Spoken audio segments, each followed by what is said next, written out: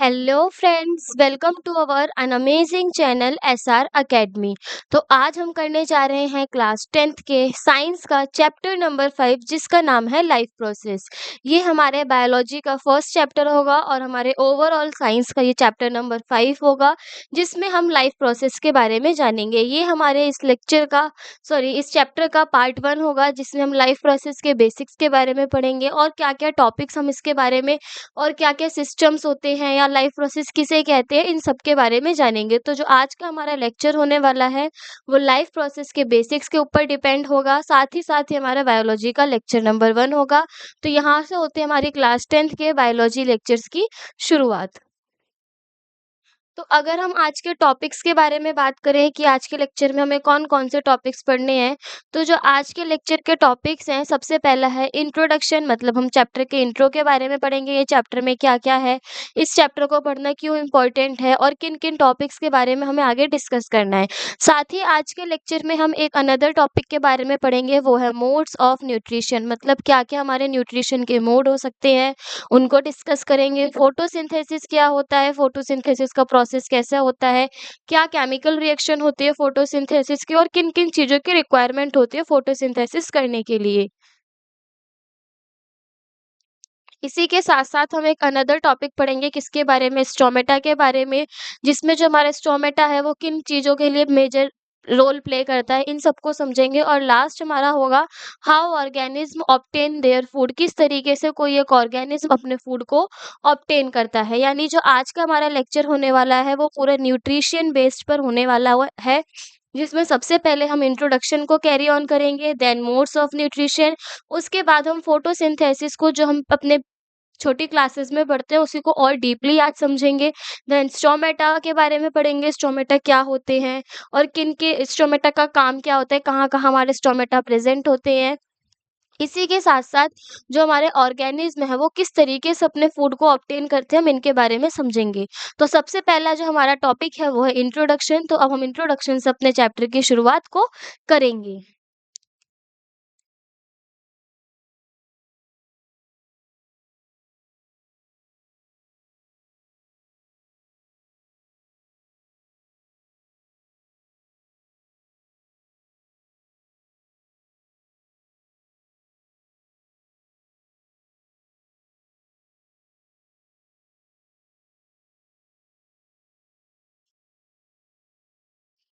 तो अब हमारा जो सबसे पहला टॉपिक है वो है इंट्रोडक्शन के ऊपर।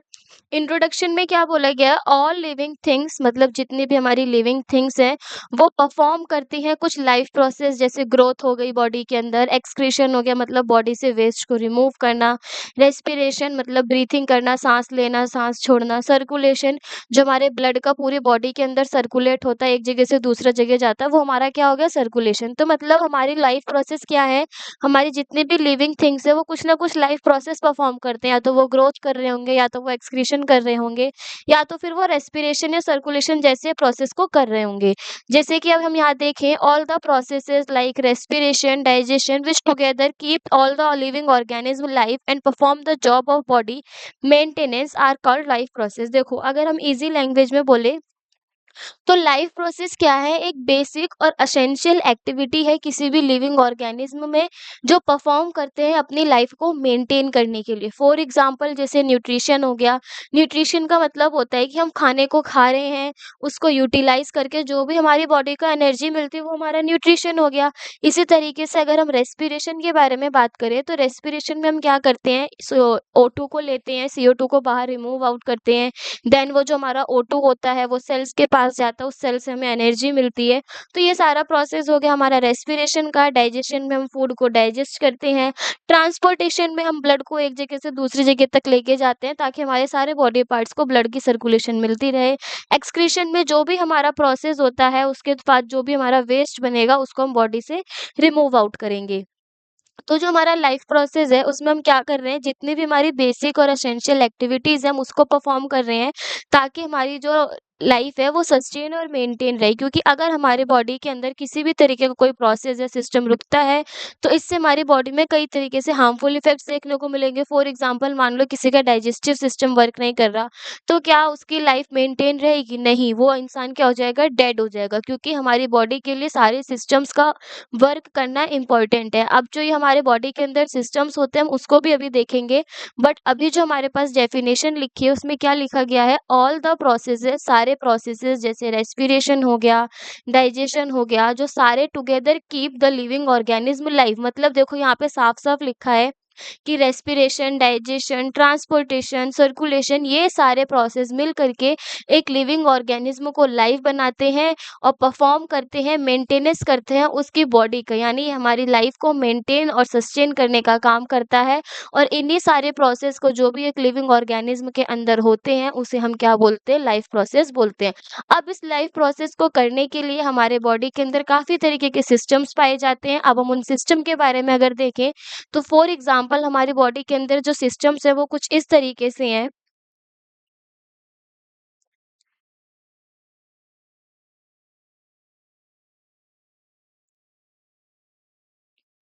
फर्स्ट हो गया हमारा इसके अंदर डाइजेस्टिव सिस्टम।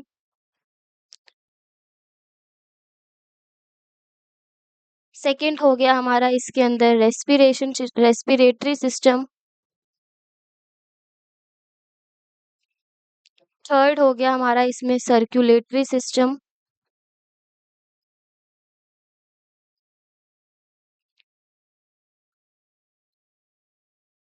फोर्थ हो गया हमारा इसमें एक्सक्रीटरी सिस्टम।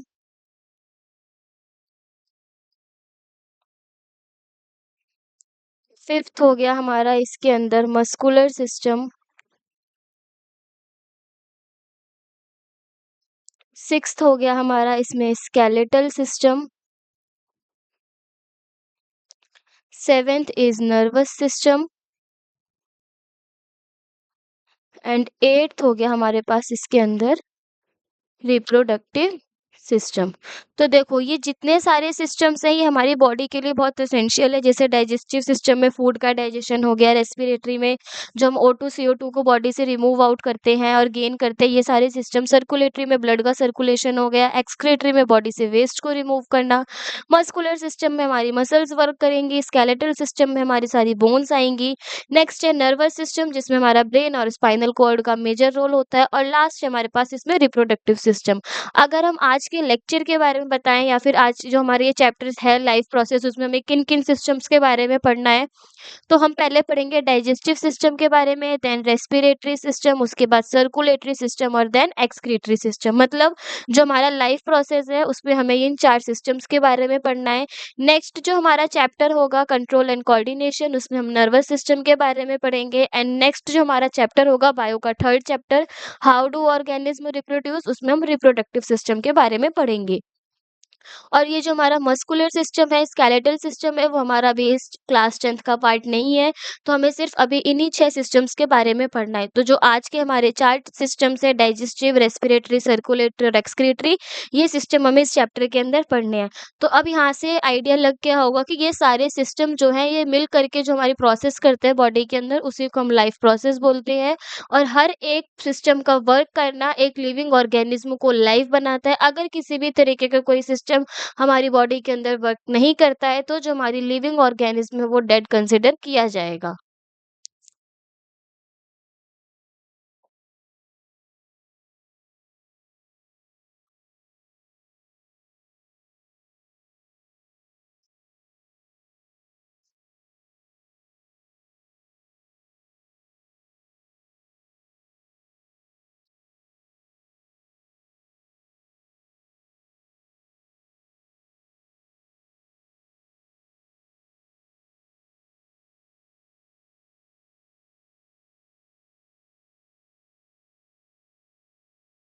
नेक्स्ट देखो, अब हमारे पास यहाँ पे न्यूट्रिशन, रेस्पिरेशन, ट्रांसपिरेशन और एक्सक्रीशन की डेफिनेशन गिवन है। तो क्या बोला गया है न्यूट्रिशन में, process of obtaining and utilisation of food, मतलब फूड को किस तरीके से हम ऑब्टेन कर रहे हैं, किस तरीके से बॉडी के अंदर ले रहे हैं और किस तरीके से बॉडी इसको यूटिलाइज करके हमारी बॉडी को एनर्जी प्रोवाइड कर रही है, वो हमारा क्या कहलाता है, न्यूट्रिशन। इसी तरीके से अगर हम रेस्पिरेशन में देखें तो रेस्पिरेशन में बोला गया है, process of breaking down of food to produce energy. अब हमने जो भी फूड को गेन किया है उसको ब्रेक डाउन करेंगे ताकि हमारी बॉडी में एनर्जी प्रोड्यूस हो, वो हमारा क्या कहलाता है, रेस्पिरेशन। नेक्स्ट हमारा इसमें गिवन है ट्रांसपिरेशन के बारे में, जिसमें बोला गया है, process of transports useful and non useful substance from one part two another part of the organism, मतलब हमारी बॉडी के अंदर कुछ यूजफुल सब्सटेंस भी होंगे और कुछ नॉन यूजफुल सब्सटेंस भी होंगे। तो इन्हीं यूजफुल सब्सटेंस और नॉन यूजफुल सब्सटेंस को बॉडी के एक पार्ट से लेके अनदर पार्ट तक ट्रांसपोर्ट करने का काम किसका होता है, ट्रांसपिरेशन प्रोसेस के अंडर होता है। नेक्स्ट है हमारे पास इसके अंदर एक्सक्रीशन। एक्सक्रीशन में क्या बोला गया है, process of removal of metabolic waste. अब देखो इतनी सारी चीजें, इतनी सारी एक्टिविटीज हमारी बॉडी के अंदर हो रही हैं, तो कहीं ना कहीं इन एक्टिविटीज के दौरान हमारे पास कुछ वेस्ट की फॉर्मेशन होगी। तो इसी वेस्ट को, इसी मेटाबॉलिक वेस्ट को हमारी बॉडी से रिमूव करना, वो क्या कहलाता है, एक्सक्रीशन कहलाता है। तो ये सारे हमारे अभी तक जितने हमने इंट्रो में न्यूट्रिशन, रेस्पिरेशन, ट्रांसपिरेशन और एक्सक्रीशन के बेसिक्स पढ़े थे, उनकी छोटी-छोटी सी डेफिनेशन है। बाकी इन छोटे-छोटे डेफिनेशंस को हम और अच्छे से डीपली एक-एक करके पढ़ेंगे। तो अभी जो हमारा आज का पूरा लेक्चर होने वाला है, वो फर्स्ट पॉइंट यानी न्यूट्रिशन के ऊपर होने वाला है, जिसमें हम वैरायटी ऑफ न्यूट्रिशन को पढ़ेंगे, ऑब्टेन कैसे किया जाता है वो न्यूट्रिशन और किस तरीके से बॉडी में हमें एनर्जी मिलती है, हम उसके बारे में डिस्कस करेंगे।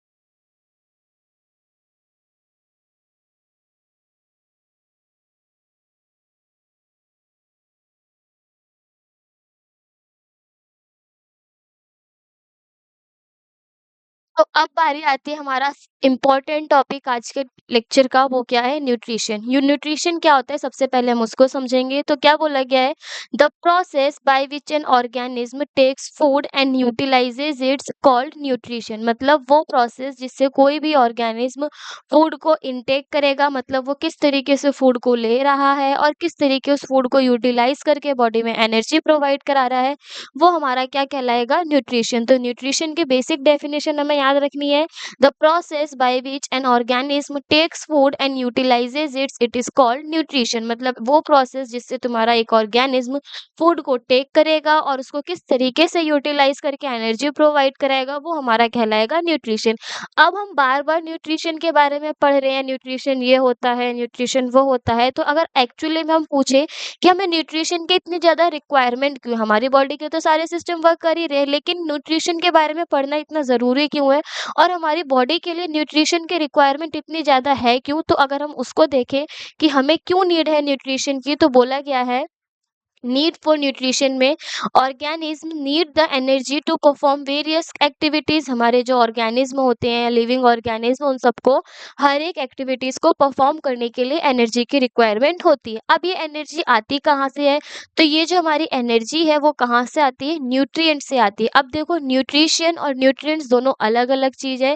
न्यूट्रिशन हमारा एक प्रोसेस है जिसमें हम फूड को इनटेक करते हैं और उसको यूटिलाइज करते हैं, और न्यूट्रिशन की रिक्वायरमेंट इस वजह से है क्योंकि ऑर्गेनिज्म को बहुत सारी एक्टिविटीज करनी होती है और उस एक्टिविटीज को करने के लिए एनर्जी की रिक्वायरमेंट होती है, और यही एनर्जी हमें किससे मिलती है, न्यूट्रिएंट से मिलती है।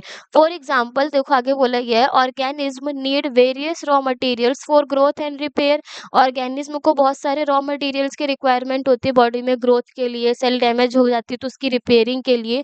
तो ये सारे रॉ मटेरियल्स कहाँ से प्रोवाइड होते हैं, ये सारे रॉ मटेरियल्स हमें प्रोवाइड होते हैं न्यूट्रिएंट से। फॉर एग्जांपल अगर हम बोले, हमारी बॉडी को प्रोटीन की रिक्वायरमेंट है, हमारी बॉडी को कार्बोहाइड्रेट्स की रिक्वायरमेंट है, तो उसके लिए हम काफ़ी तरह की चीज़ें खाते हैं। प्रोटीन्स में हम पनीर को यूज़ कर लेते हैं और हमें कार्बोहाइड्रेट्स चाहिए होता है, तो हम कुछ स्वीट प्रोडक्ट्स यूज़ कर लेते हैं। तो ये सब चीज़ें हैं क्या? ये है हमारे न्यूट्रिएंट्स, क्योंकि इनके बिना हमें एनर्जी नहीं मिलेगी।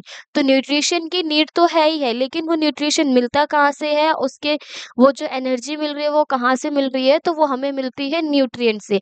अब हम न्यूट्रिएंट्स के बारे में पढ़ते हैं कि एक्चुअली में ये न्यूट्रिएंट्स होते क्या हैं? न्यूट्रिशन तो समझ में आ गया कि वो प्रोसेस जिससे हम खाने को ले रहे हैं, यूटिलाइज़ करके एनर्जी फ़ॉर्म कर रहे हैं।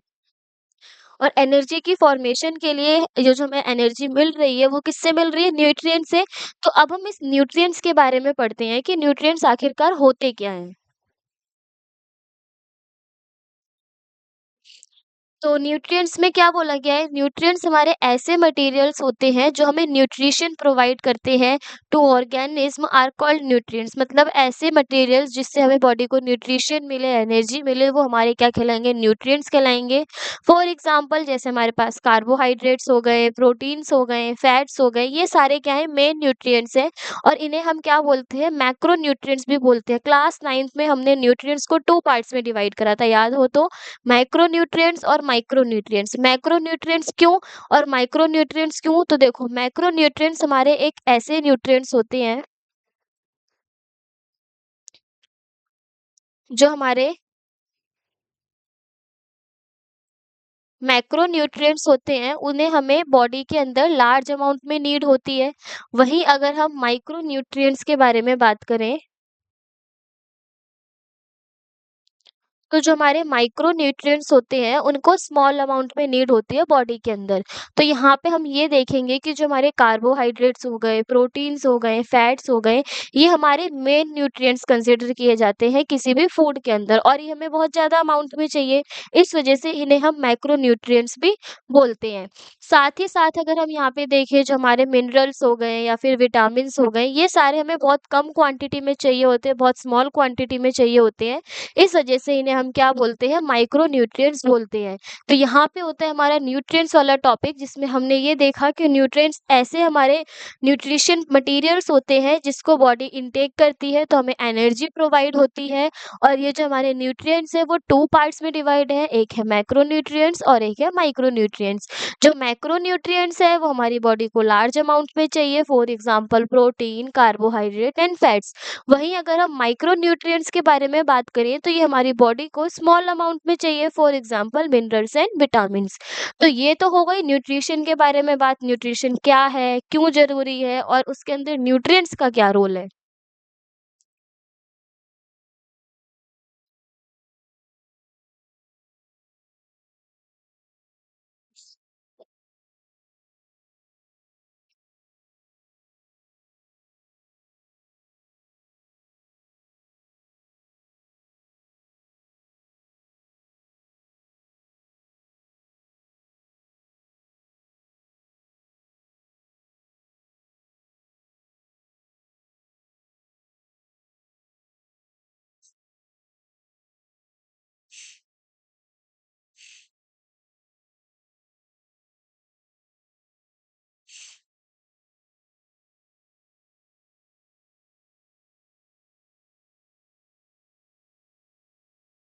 अभी तक हम पढ़ रहे थे कि न्यूट्रिशन हमसे हमें एनर्जी मिल रही है, या मतलब न्यूट्रिशन हमारा एक प्रोसेस है जिससे हम फूड को इनटेक कर रहे हैं और वो हमसे यूटिलाइज करके एनर्जी मिल रही है।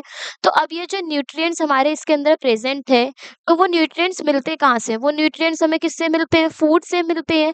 अगर हम यहाँ पे फूड के रोल के बारे में बात करें कि हमें फूड की रिक्वायरमेंट क्यों है, क्यों हम फूड को खाते हैं, तो यहाँ पे हम देखेंगे कि फूड का एक अलग ही रोल है हमारे लाइफ प्रोसेस में। सबसे पहला ये कि बिना फूड के हमें एनर्जी नहीं मिलेगी, तो हमारा जो फूड का मेन काम क्या है, वो है एनर्जी को प्रोड्यूस करने का, यानी एनर्जी प्रोडक्शन का।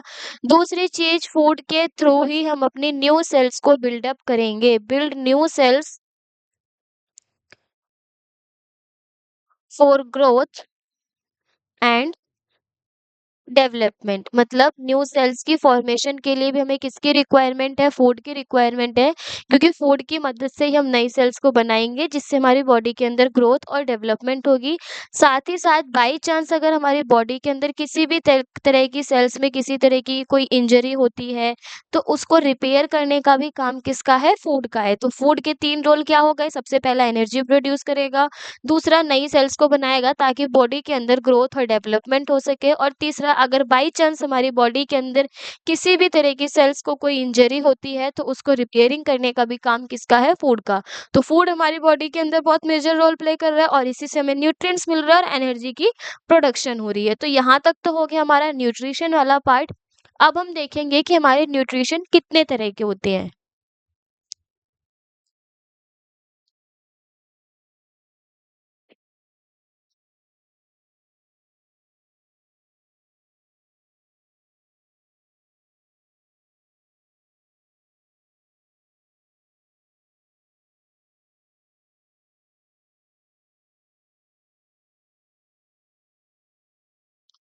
अब बारी आती है मोड ऑफ न्यूट्रिशन की। मोड ऑफ न्यूट्रिशन मतलब हम किस तरीके से उस न्यूट्रिशन को गेन कर रहे हैं। तो यहाँ हमारे पास 2 तरीके से मोड ऑफ न्यूट्रिशन प्रेज़ेंट होते हैं।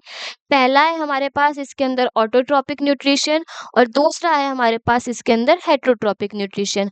जो हमारे मोड ऑफ न्यूट्रिशन है वो कितने तरह के प्रेज़ेंट है? 2 तरीके के। एक है हमारे पास ऑटोट्रॉपिक न्यूट्रिशन और दूसरा है हमारे पास इसके अंदर हेटेरोट्रॉपिक न्यूट्रिशन। अब देखो, ऑटोट्रॉपिक न्यूट्रिशन और ये हेटेरोट्रॉपिक न्यूट्रिशन होते क्या हैं?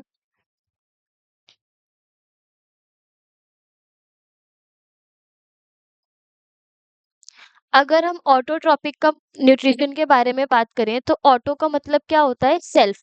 मतलब अगर कोई भी ऑर्गेनिज्म खुद से अपने आप को न्यूट्रिशन प्रोवाइड करेगा तो उसे हम बोलेंगे ऑटोट्रॉपिक न्यूट्रिशन।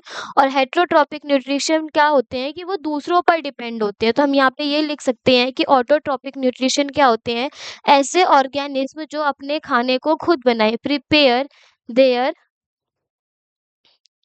Own food. मतलब ये अपने आप अपने खाने को बनाएँगे। फॉर एग्ज़ाम्पल अगर हम यहाँ देखें, प्लांट्स प्लांट्स क्या करते हैं? फोटोसिंथेसिस का प्रोसेस करते हैं जिससे उनको फूड मिलता है, मतलब वो अपना खाना खुद से बना रहे हैं। तो ऐसे ऑर्गेनिज़्म को क्या बोलेंगे कि उनके अंदर ऑटोट्रॉपिक न्यूट्रिशन पाया जा रहा है। लेकिन जो हेटेरोट्रॉपिक न्यूट्रिशन होते हैं, वो क्या करते हैं? वो do not prepare their own food. मतलब वो खुद से अपना खाना ना बना करके किसी और ऑर्गेनिज़्म पर डिपेंड होते हैं। फॉर एग्ज़ाम्पल हम लोग अपना ही ले लें, यानी जो ह्यूमन बीइंग्स हो गए या फिर अमीबा हो गया, ये सारे क्या हैं? ये सारे ऐसे ऑर्गेनिज्म हैं जो खुद खाना ना बना करके किसी और पर डिपेंड होते हैं अपने फूड के लिए। तो ऑटोट्रॉपिक और हेटेरोट्रॉपिक न्यूट्रिशन की ये तो बेसिक सी डेफिनेशन है कि ऑटोट्रॉपिक न्यूट्रिशन वो जो अपना खाना खुद बनाए, फॉर एग्जांपल प्लांट्स, और हेटेरोट्रॉपिक वो जो अपना खाना खुद ना बनाकर किसी और पर डिपेंड हो, for example human beings, amoeba या फिर कोई भी हमारा अ, ऑर्गेनिज्म हो गया जो किसी और पर खाने के लिए डिपेंड होगा।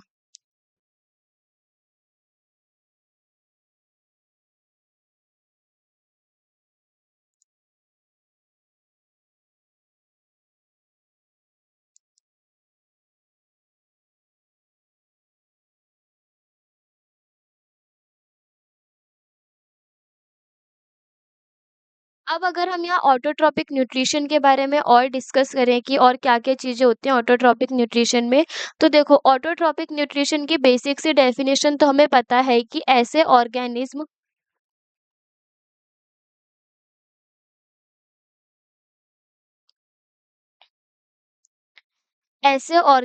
क्या करते हैं? प्रिपेयर करते हैं अपने खुद के खाने को, यानी प्रिपेयर देयर ओन फूड। ये अपना खाना खुद बनाएँगे। अब इसमें पता है जो हमारा ऑटोट्रॉपिक न्यूट्रिशन होता है वो 2 तरीके का होता है। पहला होता है हमारा फोटो ऑटोट्रॉपिक न्यूट्रिशन, दूसरा होता है हमारा कीमो ऑटोट्रॉपिक न्यूट्रिशन। पहले कौन-सा हो गया? पहला हो गया हमारा फोटो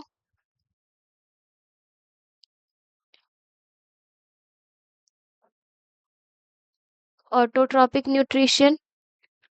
ठीक है? अब ये देखो, फोटो ऑटोट्रॉपिक न्यूट्रिशन है, तो ऑटोट्रॉपिक न्यूट्रिशन, लेकिन कैसा है, फोटो ऑटोट्रॉपिक न्यूट्रिशन। तो यहाँ पे हम देखेंगे फोटो का मतलब क्या होता है, लाइट।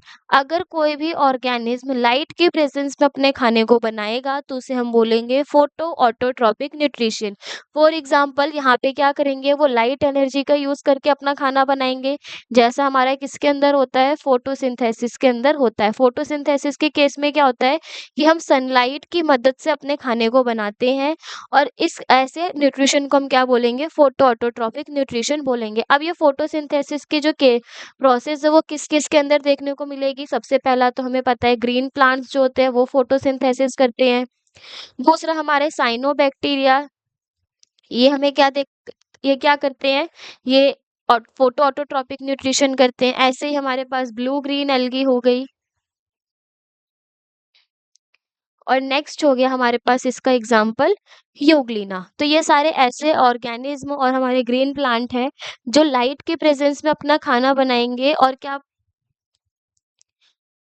कौन सा न्यूट्रिशन शो करेंगे, फोटो ऑटोट्रॉपिक न्यूट्रिशन शो करेंगे।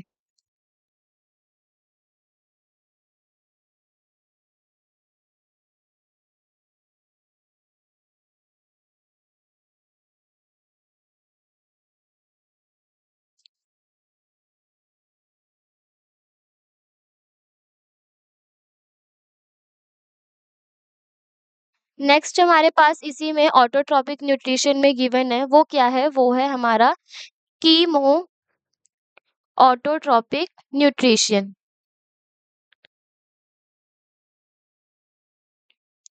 अब ये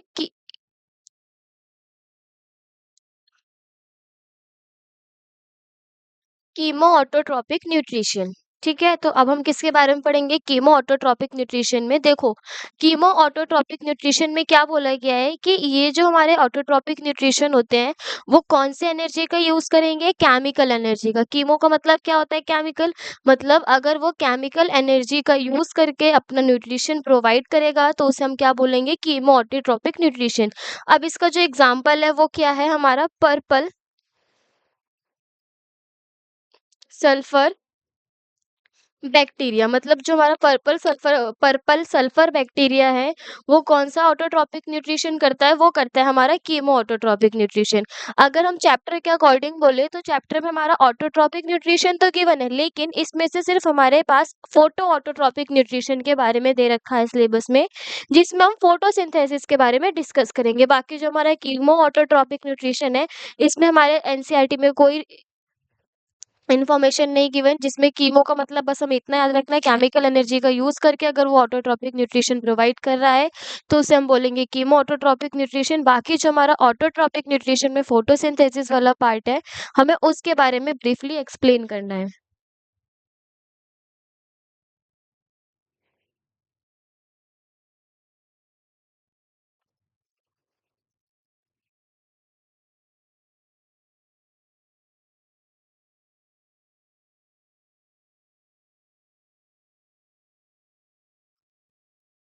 अब देखो यहाँ पे हमारे पास ऑटोट्रॉपिक न्यूट्रिशन की कुछ डेफिनेशंस गिवन है, अब हम उसको देखेंगे। तो क्या बोला गया है इसमें, it is a kind of nutrition, ये हमारा उस टाइप का न्यूट्रिशन है जिसमें हम इनऑर्गेनिक मटेरियल्स जैसे कि CO2 हो गया, वाटर हो गया, इन सब का यूज़ करके अपने ऑर्गेनिक फूड को बनाते हैं। और ये ऑर्गेनिक फूड किस प्रोसेस में बनेगा, फोटोसिंथेसिस के प्रोसेस में। देखो ऑटोट्रॉपिक न्यूट्रिशन में हमने बोला था कि हम किसके बारे में पढ़ेंगे, सिर्फ और फोटोसिंथेसिस के बारे में। तो यहाँ पे जो हमें डेफिनेशन गिवन है वो भी फोटोसिंथेसिस की ही गिवन है, जिसमें क्या बोला गया है, it is a kind of nutrition, ये हमारा उस तरीके का न्यूट्रिशन है जिसमें हम इनऑर्गेनिक मटेरियल्स जैसे कि CO2 हो गया, वाटर हो गया, इन सबको यूटिलाइज करके यानी इन सब का यूज करके अपने ऑर्गेनिक फूड की फॉर्मेशन करते हैं, उसी को हम क्या बोलते हैं, फोटोसिंथेसिस का प्रोसेस बोलते हैं। फॉर एग्जांपल जैसे हमारे पास यहाँ पे क्या गिवन है, ग्रीन प्लांट्स, ग्रीन प्लांट्स में हम क्या देखने को मिलता है, फोटोसिंथेसिस। तो वहां पे हम CO2 वाटर और सनलाइट की मदद से अपने ग्लूकोज की फॉर्मेशन करते हैं, उसी को हम बोलते हैं फोटोसिंथेसिस। द ऑर्गेनिज्म, ऐसे organism which carry out autotrophic nutrition, ऐसे ऑर्गेनिज्म जो ऑटोट्रॉपिक न्यूट्रिशन को करते हैं उन्हें हम क्या बोलते हैं, ऑटोट्रॉप्स बोलते हैं। जैसे हमारे क्या हो गए, green plants, green plants photosynthesis के प्रोसेस को करेंगे तो उन्हें हम क्या बोलेंगे, ऑटोट्रॉप्स बोलेंगे।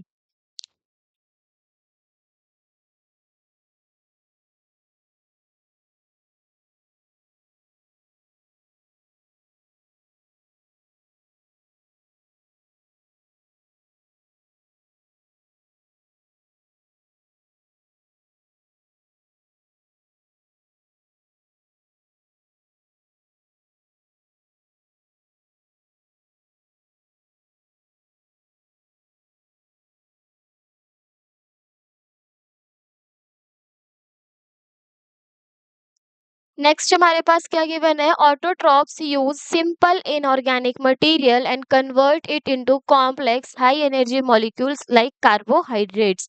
ये बोला गया है कि जो भी हमारे ऑटोट्रॉप्स होते हैं यानी जो हमारे प्लांट्स होते हैं वो क्या करते हैं, इनऑर्गेनिक मटेरियल्स जैसे कि CO2 हो गया, वाटर हो गया, इन सब का यूज करके उसे कन्वर्ट करते हैं एक कॉम्प्लेक्स हाई एनर्जी मॉलिक्यूल्स में, जिसका नाम क्या है, कार्बोहाइड्रेट। ठीक है, तो जो प्लांट है वो क्या कर रहे हैं, इनऑर्गेनिक मटेरियल को किसमें चेंज कर रहे हैं, ऑर्गेनिक में, और वो ऑर्गेनिक मटेरियल क्या है, हमारा कार्बोहाइड्रेट, जिसका नाम क्या है, ग्लूकोज। अब देखो क्या बोला गया है नेक्स्ट पॉइंट में, ये बोला गया है autotrophic nutrition is fulfilled by the process by which autotrophs take in CO2 and H2O and convert these into carbohydrates in the presence of chlorophyll sunlight is called photosynthesis। यहाँ पे उसने photosynthesis के बारे में बताया है, क्या बोला है कि ऑटोट्रॉपिक न्यूट्रिशन हमारा एक ऐसा प्रोसेस होता है जिसमें जो हमारे ऑटोट्रॉप्स हैं यानी जो हमारे प्लांट्स हैं वो CO2 और वाटर साथ ही साथ सनलाइट और क्लोरोफिल की प्रेजेंस में क्या बनाएंगे, कार्बोहाइड्रेट्स बनाएंगे, उसी को हम क्या बोलेंगे, फोटोसिंथेसिस बोलेंगे। अगर हम यहाँ पे इस पूरे स्टेटमेंट के इक्वेशन लिखें, इक्वेशन के थ्रू समझे, तो हमारे पास जो फोटोसिंथेसिस की इक्वेशन होगी वो कुछ इस तरीके से होगी कि जब हमारा 6 CO2 के मॉलिक्यूल्स 12 H2O के साथ रिएक्ट करते हैं और किनकी प्रेजेंस में, क्लोरोफिल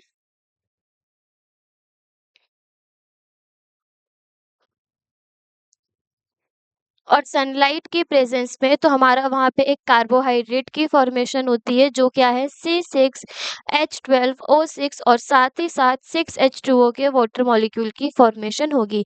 अब ये जो हमारा C6H12O6 है ये क्या है, हमारा ग्लूकोज, जो एक तरीके का किसकी फॉर्म होती है, कार्बोहाइड्रेट की फॉर्म होती है। तो यहाँ पे जो हमारे पास ऊपर स्टेटमेंट लिखी थी, इससे ये शो होता है कि जो हमारे ऑटोट्रॉप्स हैं, प्लांट्स हैं, वो क्या कर रहे हैं, CO2 का और H2O का यूज करके क्लोरोफिल और सनलाइट की प्रेजेंस में हमारे ग्लूकोज यानी C6H12O6 और वाटर की फॉर्मेशन को कर रहे हैं, और इस पूरी रिएक्शन को हम बोलते हैं फोटोसिंथेसिस रिएक्शन। मतलब ये जो रिएक्शन है ये हमारे फोटोसिंथेसिस के प्रोसेस को शो कर रही है कि किस तरीके से कितने इनऑर्गेनिक मटेरियल्स का हमने यूज करा है ऑर्गेनिक मटेरियल को बनाने में।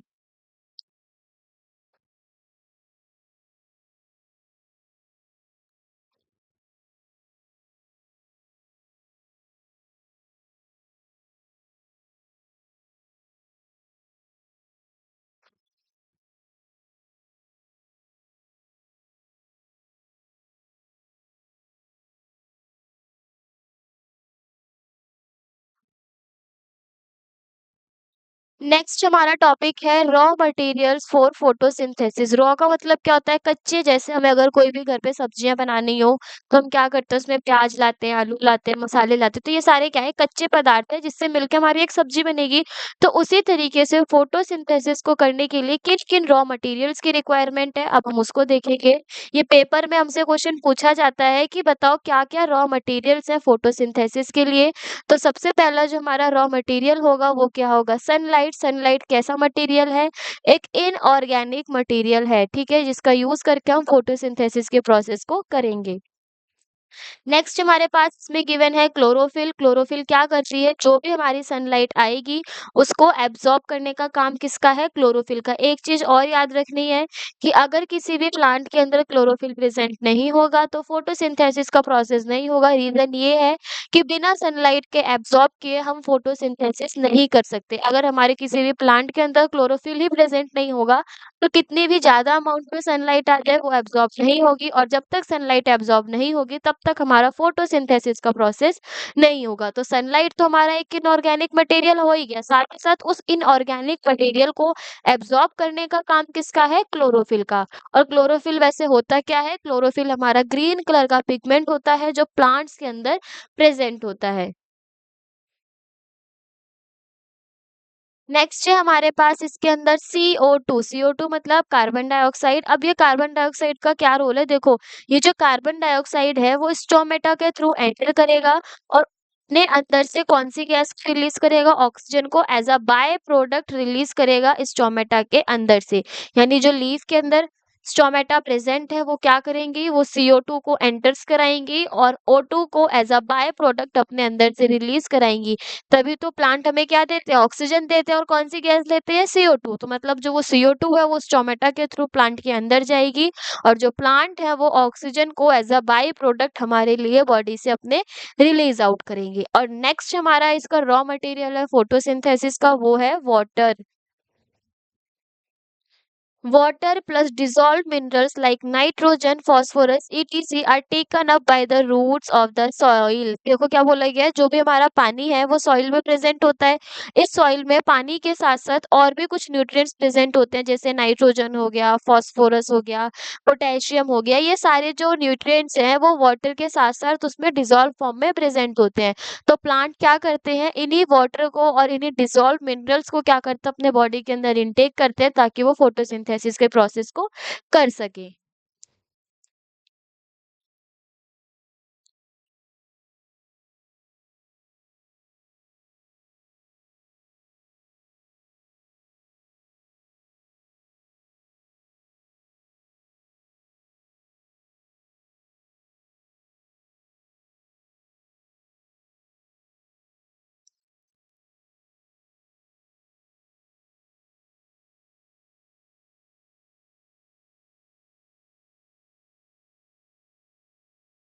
तक हमने रॉ मटेरियल्स ऑफ फोटोसिंथेसिस पढ़े कि मतलब फोटोसिंथेसिस के लिए किन-किन रॉ मटेरियल्स की रिक्वायरमेंट है। अब जो हमारा नेक्स्ट टॉपिक है वो है मेन इवेंट्स ऑफ फोटोसिंथेसिस, मतलब फोटोसिंथेसिस के दौरान होता क्या-क्या है, क्या-क्या इवेंट्स हमें देखने को मिलते हैं। तो अभी तक हमने उन रॉ मटेरियल्स को पढ़ा है, अब हम रॉ मटेरियल्स के थ्रू क्या-क्या इवेंट्स होंगे उसके बारे में पढ़ेंगे। तो सबसे पहला क्या है, absorption of light energy by chlorophyll. मतलब जो भी हमारी लाइट एनर्जी होगी उसको किसके थ्रू एब्जॉर्प्शन होगा, क्लोरोफिल के थ्रू। अब यहाँ पे लाइट एनर्जी किसके बारे में बात की जा रही है, सनलाइट के बारे में। मतलब जब हमारी प्लांट के ऊपर सनलाइट पड़ेगी तो वो जो सनलाइट से हमें लाइट एनर्जी मिलेगी वो क्लोरोफिल क्या करेगा, एब्जॉर्ब करेगा। उसके बाद क्या होगा, जो हमारा conversion of light energy into chemical energy plus splitting of water into hydrogen and oxygen. देखो जो भी हमारे पास क्या आई है, लाइट एनर्जी आई है, अब उस लाइट एनर्जी को किसके अंदर चेंज करेंगे, केमिकल एनर्जी में। साथ ही साथ स्प्लिटिंग करेंगे किसकी, वाटर के किस फॉर्म में, हाइड्रोजन में और ऑक्सीजन में। मतलब देखो जो हमारा हमने उसमें अगर यहाँ पे इक्वेशन देखें तो हमने यहाँ पे क्या लिया था, H2O की फॉर्मेशन करी थी। तो अब क्या हुआ, सनलाइट आई, क्लोरोफिल ने उसको एब्जॉर्ब करा और जो भी हमारी लाइट एनर्जी है वो केमिकल एनर्जी में चेंज हो गई। साथ ही जो वाटर के मॉलिक्यूल्स थे वो हमारे हाइड्रोजन और ऑक्सीजन के अंदर स्प्लिट आउट हो गए। तो ये होते हैं हमारे मेन इवेंट्स, जिसमें सबसे पहले एब्जॉर्प्शन हुआ, फिर कन्वर्जन हुआ। नेक्स्ट हमारा इसमें क्या होगा, reduction of CO2 to carbohydrates. मतलब जो हमारा CO2 है उसका रिडक्शन होगा और वो किसकी फॉर्मेशन करेगा, कार्बोहाइड्रेट्स की फॉर्मेशन करेगा। फॉर एग्जाम्पल एक बार हम यहाँ फिर से रिएक्शन लिखे अगर, तो 6 CO2 और 12 H2O के मॉलिक्यूल्स मिल करके क्लोरोफिल और सनलाइट के प्रेजेंस में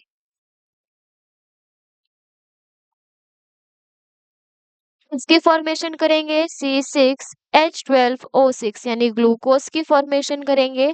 साथ ही साथ क्या बनाएंगे, 6H2O मॉलिक्यूल्स बनाएंगे। अब देखो इसमें बोला क्या गया है, ध्यान से देखना है यहाँ पे। इसमें ये बोला गया है कि सबसे पहले एब्जॉर्प्शन हुआ लाइट एनर्जी का, मतलब इधर से सनलाइट हमारी आई और क्लोरोफिल ने उसको एब्जॉर्ब कर लिया।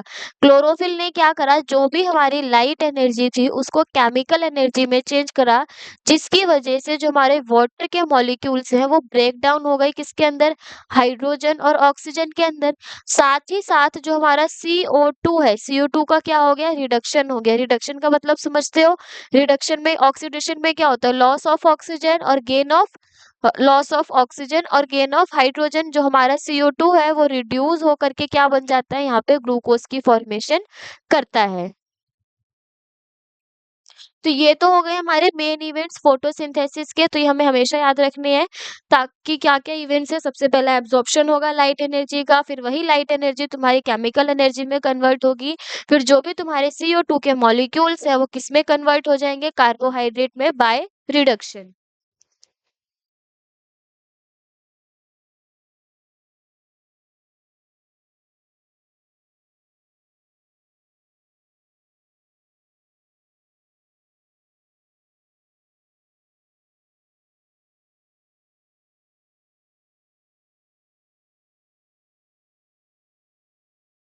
देखो, यहाँ पे हमारे पास क्या गिवन है, यहाँ पे हमारे पास एक पिक्चर गिवन है जिसमें हमें क्या दिखा रखी है फोटोसिंथेसिस के प्रोसेस को। तो यहाँ पे क्या हुआ, ये जो सन है, इस सन से हमें क्या मिली, लाइट एनर्जी मिली। अब ये लाइट एनर्जी की मदद से ये जो लाइट एनर्जी है, ठीक है, ये जो लाइट है वो हमारी किस पे गई, इस लीफ वाले पार्ट पे। लीफ में जो हमारा क्लोरोफिल प्रेजेंट था, उस क्लोरोफिल ने क्या करा, उस क्लोरोफिल ने एब्जॉर्ब कर ली किसको, लाइट एनर्जी को। अब ये लाइट एनर्जी क्या करेगी, देखो, अगर हम दोबारा देखें तो CO2 हमें कहाँ से मिला, इन्वायरमेंट से मिला। साथ ही साथ जो हमें वाटर है, वो वाटर कहाँ से मिला, हमें सॉइल से मिला। साथ ही साथ मिनरल्स भी मिले। मतलब CO2 और वाटर की मदद से सनलाइट के प्रेजेंस में क्लोरोफिल ने उसको एब्जॉर्ब करा। एब्जॉर्ब करने से क्या हुआ, वहां पे हमारी किसकी फॉर्मेशन हुई, प्लांट्स के अंदर शुगर की फॉर्मेशन हुई। वो शुगर क्या है, हमारा ग्लूकोज, और ग्लूकोज का फॉर्मूला क्या होता है, C6H12O6। और साथ ही साथ वहां पे हमें क्या देखने को मिला कि कार्बन डाइऑक्साइड को यूज करने के बाद प्लांट ने अपने अंदर से क्या, कौन सी गैस रिमूव करी, ऑक्सीजन को रिमूव किया।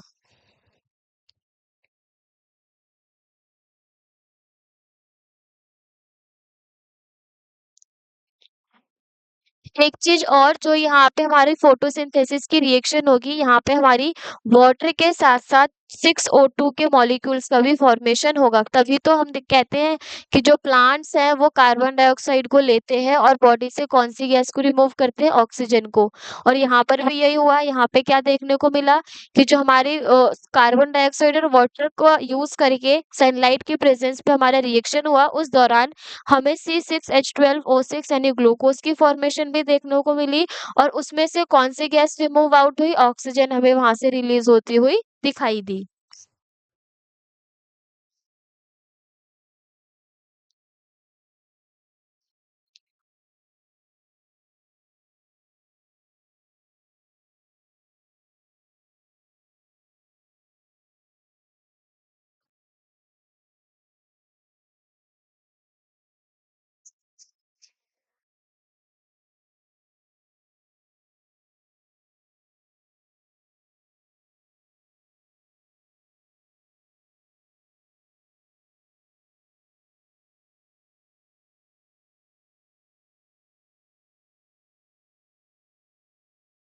देखो, अभी तक हमने फोटोसिंथेसिस के बारे में पढ़ा, उसके कहाँ-कहाँ मतलब क्या-क्या रॉ मटेरियल्स की रिक्वायरमेंट है और हमें क्या-क्या इवेंट्स देखने को मिल रहे थे फोटोसिंथेसिस के।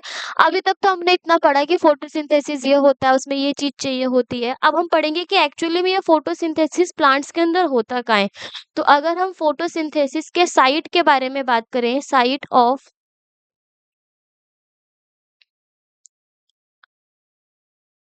फोटोसिंथेसिस, मतलब फोटोसिंथेसिस प्लांट्स के अंदर होता कहाँ है, तो वहां पे देखो हमें क्या देखने को मिलेगा कि जो हमारे ग्रीन प्लांट्स होते हैं, ठीक है, इन ग्रीन प्लांट्स में क्या देखने को मिलती है, हमें लीव्स देखने को मिलती है। अब ये जो लीव्स हैं, इसमें हमारी एक सेल प्रेजेंस होती है, कौन सी, प्रेजेंस ऑफ मीजोफिल सेल्स। यानी जो हमारी ग्रीन प्लांट्स हैं उनके अंदर हमें मीजोफिल सेल्स देखने को मिलेंगे। अब ये मीजोफिल सेल्स क्या होते हैं, हमारे बहुत ज्यादा अमाउंट में इनके अंदर क्लोरोफिल पाया जाता है। मतलब जो हमारे प्लांट है उसके अंदर मेसोफिल सेल्स तो है, लेकिन इस मेसोफिल सेल्स के अंदर जो क्लोरोफिल होता है वो बहुत ही ज्यादा अमाउंट में प्रेजेंट होता है, यानी क्लोरोफिल इन अबंडेंट क्वांटिटी। उसके साथ-साथ अगर हम यहाँ पे देखें, ये जो हमारे प्रेजेंस ऑफ मेसोफिल सेल्स है उसके अंदर क्लोरोफिल बहुत ज़्यादा अमाउंट में प्रेजेंट है। और ये क्लोरोफिल होता कहाँ है? ये क्लोरोफिल हमारा सेल के अंदर क्लोरोप्लास्ट में पाया जाता है। प्लास्टिड में हमने काफ़ी तरीके से प्लास्टिड्स पढ़े थे, क्लोरोप्लास्ट, ल्यूकोप्लास्ट। तो वो जो क्लोरोफिल है वो हमारा क्लोरोप्लास्ट में होता है, यानी क्लोरोप्लास्ट के पास क्या देखने को मिलेगा? क्लोरोफिल देखने को मिलेगा।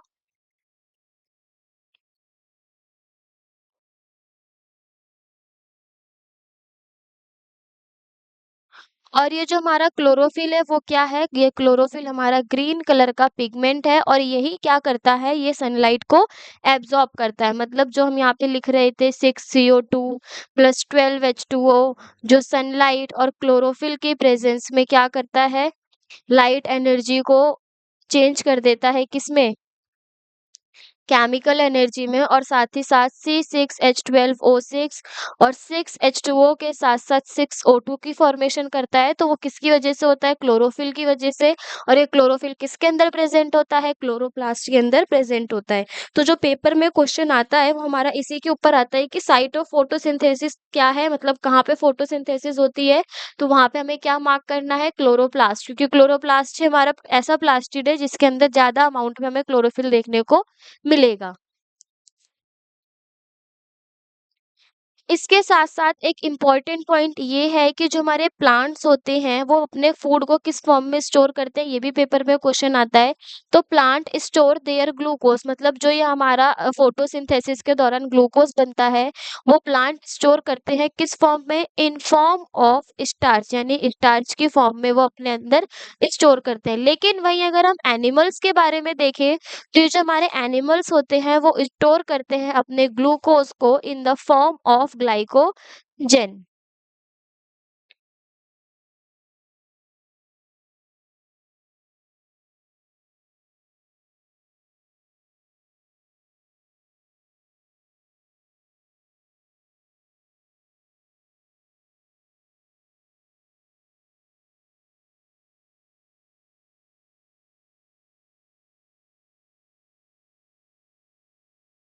तो ठीक है, यहाँ पे हमारे 2 इम्पोर्टेंट पॉइंट क्या हो गए कि जो हमारे प्लांट हैं, वो ग्लूकोज़ को स्टोर करते हैं किस फॉर्म में? स्टार्च की फॉर्म में। और जो हमारे एनिमल्स हैं, वो ग्लूकोज़ को स्टोर करते हैं किस फॉर्म में? ग्लाइकोजन की फॉर्म में। तो ये दोनों पॉइंट हमारे एमसीक्यू बेसिस के लिए बहुत इम्पोर्टेंट है। तो ये हमें पता होने चाहिए कि प्लांट के अंदर जो स्टोर होगी ग्लूकोज़ की, वो स्टार्च फॉर्म में, और एनिमल्स क्या करेंगे? ग्लूकोज़ को स्टोर करेंगे ग्लाइकोजन की फॉर्म में।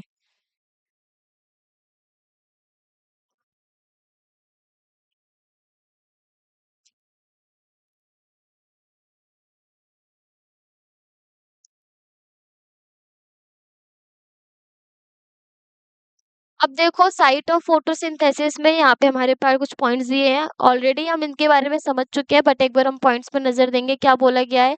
साइट ऑफ फोटोसिंथेसिस में some cells contain green pigments which are cell organelles called chloroplast. देखो, सेल ऑर्गेनेलिज ही हमारी क्लोरोप्लास्ट, वो किसका पार्ट है? लेकिन प्लास्टिड का। हमने जब सेल वाला चैप्टर पढ़ा था क्लास 9th में, उसमें हमने बहुत सारी सेल ऑर्गेनेलिज के बारे में पढ़ा था, जिसमें से एक हमारा सेल ऑर्गेनेली था प्लास्टिड, जिसके हमने बहुत सारे पार्ट्स देखे थे, क्लोरोप्लास्ट, ल्यूकोप्लास्ट। तो उसी में से जो एक हमारा ये क्लोरोप्लास्ट है, वो क्या करता है? वो अपने अंदर ग्रीन कलर के पिगमेंट को कैरी करता है, और इसको हम क्या बोलते हैं? क्लोरोफिल बोलते हैं।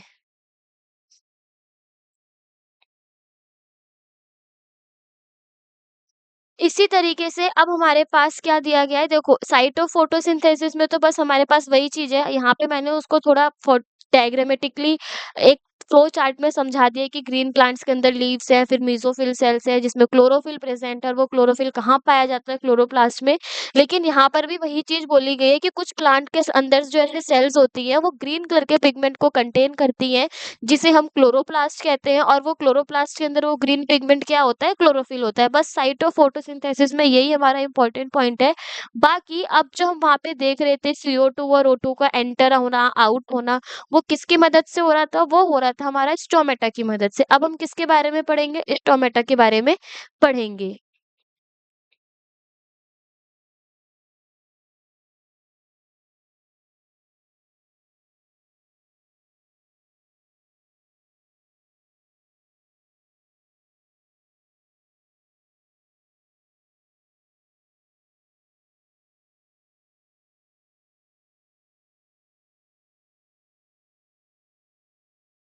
तो नेक्स्ट टॉपिक है हमारा क्या? स्टोमेटा। स्टोमेटा क्या होता है? देखो, स्टोमेटा हम अपनी छोटी क्लासेस में भी पढ़े हैं। तो स्टोमेटा क्या है? स्टोमेटा हमारे टिनी पोर्स हैं जो प्रेजेंट होते हैं लीफ की सरफेस के ऊपर। ठीक है, यहाँ पे हमारे पास एक डायग्राम गिवन है। देखो, डायग्राम में हमारी किडनी शेप के देखने को मिल रहे हैं। एक हमारा ये वाला स्टोमेटा का सेल है, दूसरा हमारे पास ये किडनी शेप है। इन दोनों किडनी शेप सेल्स को हम क्या बोलते हैं? गार्ड सेल्स बोलते हैं। मतलब अगर हमारा जो स्टोमेटा, अगर मैं स्टोमेटा को ड्रॉ करूँ तो हमारा स्टोमेटा कुछ इस तरीके से होता है, एक किडनी शेप, देन यहाँ पे हमारा एक दूसरी किडनी शेप आएगी। तो ये जो हमारी 2 किडनी शेप की सेल्स हैं, इन्हें हम क्या बोलते हैं? इन्हें हम बोलते हैं गार्ड सेल्स, ठीक है?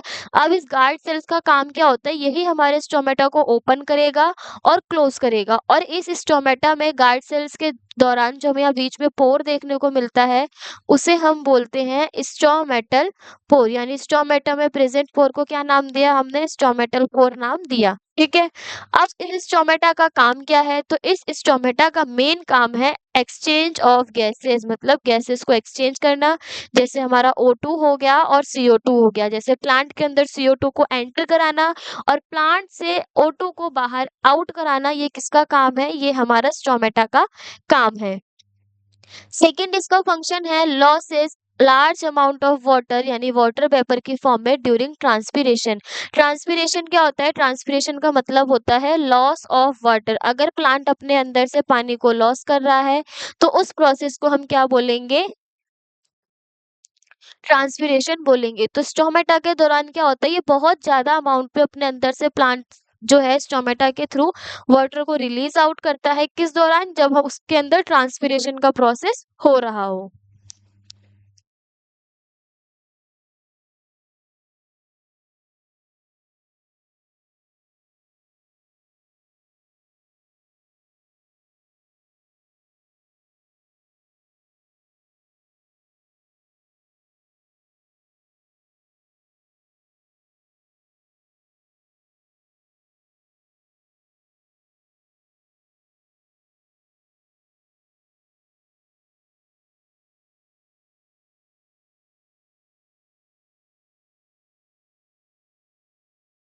अब हमारे पास आता है next topic, closing and opening of cell.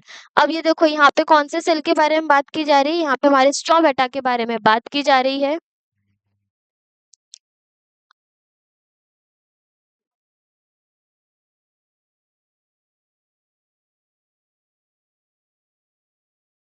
अब हम किसके बारे में पढ़ेंगे? Closing and opening of stomata. कैसे हमारा स्टोमेटा क्लोज होता है, कैसे हमारा स्टोमेटा ओपन होता है, अब हम उसके बारे में देखेंगे। तो सबसे पहले क्या होगा? देखो, जैसे ही हमारा वाटर एंटर करेगा, यानी अगर हम देखें, वाटर एंटर्स द सेल, जैसे ही वाटर हमारी गार्ड सेल्स में एंटर करेगा तो हमारे जो गार्ड सेल्स होंगे वो क्या हो जाएंगे? गार्ड सेल्स स्वेल होना स्टार्ट हो जाएंगे, यानी guard cell begin to swell. और साथ ही साथ जैसे ही the cell wall of these cells are thinner, जो हमारी गार्ड सेल्स होती हैं उनके जो सेल वॉल्स होते हैं वो बहुत ज्यादा थिनर होती हैं ऑन द आउटसाइड, और वहीं वो थिकर होती हैं इनसाइड से। मतलब अगर अभी मैं एक पिक्चर ड्रॉ करूंगी उससे पता चल जाएगा। साथ ही साथ इसमें ये बोला गया है कि अगर हम एंट्री कराते हैं किसकी? वाटर की, causes then to bulge out,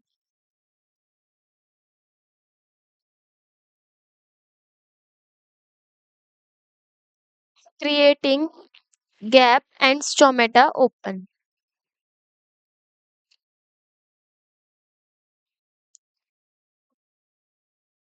और जब हमारा वाटर स्टोमेटा से लॉस हो जाएगा तो हमारा स्टोमेटा क्या हो जाएगा? बंद हो जाएगा। देखो अब यहाँ पे मैंने कुछ पॉइंट्स लिखे हैं, इसमें क्या बोला गया है? सबसे पहले अगर हम एक स्टोमेटा को ड्रॉ करें,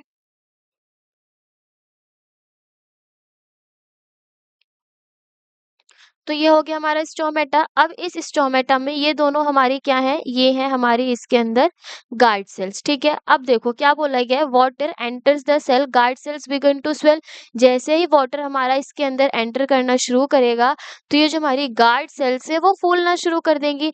अब स्वेल होने से क्या होगा? देखो जो गार्ड सेल्स होती हैं इनकी जो सेल वॉल होती है वो पतली होती है बाहर से, मतलब ये जो बाहर वाला सरफेस है वहां से वो पतली होंगी। लेकिन अगर मैं इसको इनर साइड से बोलूँ तो ये जो अंदर वाला पोर्शन है वो यहाँ से कैसी होंगी? थिक होंगी, बहुत ज्यादा मोटी होंगी। तो जैसे ही वाटर की एंट्री होती है, ये बल्ज आउट होती है, उसके बीच में गैप क्रिएट होता है और स्टोमेटा तुम्हारा ओपन हो जाता है। लेकिन जैसे ही इसके अंदर से वाटर लॉस हुआ, पानी बाहर गया तो तुम्हारा स्टोमेटा क्या हो जाएगा? क्लोज़ हो जाएगा। तो यहाँ पे जैसे ही पानी एंटर होगा, स्टोमेटा ओपन होगा और जैसे ही पानी बाहर की तरफ रिमूव आउट होगा, तो तुम्हारा जो स्टोमेटा है वो क्या हो जाएगा? क्लोज़ हो जाएगा।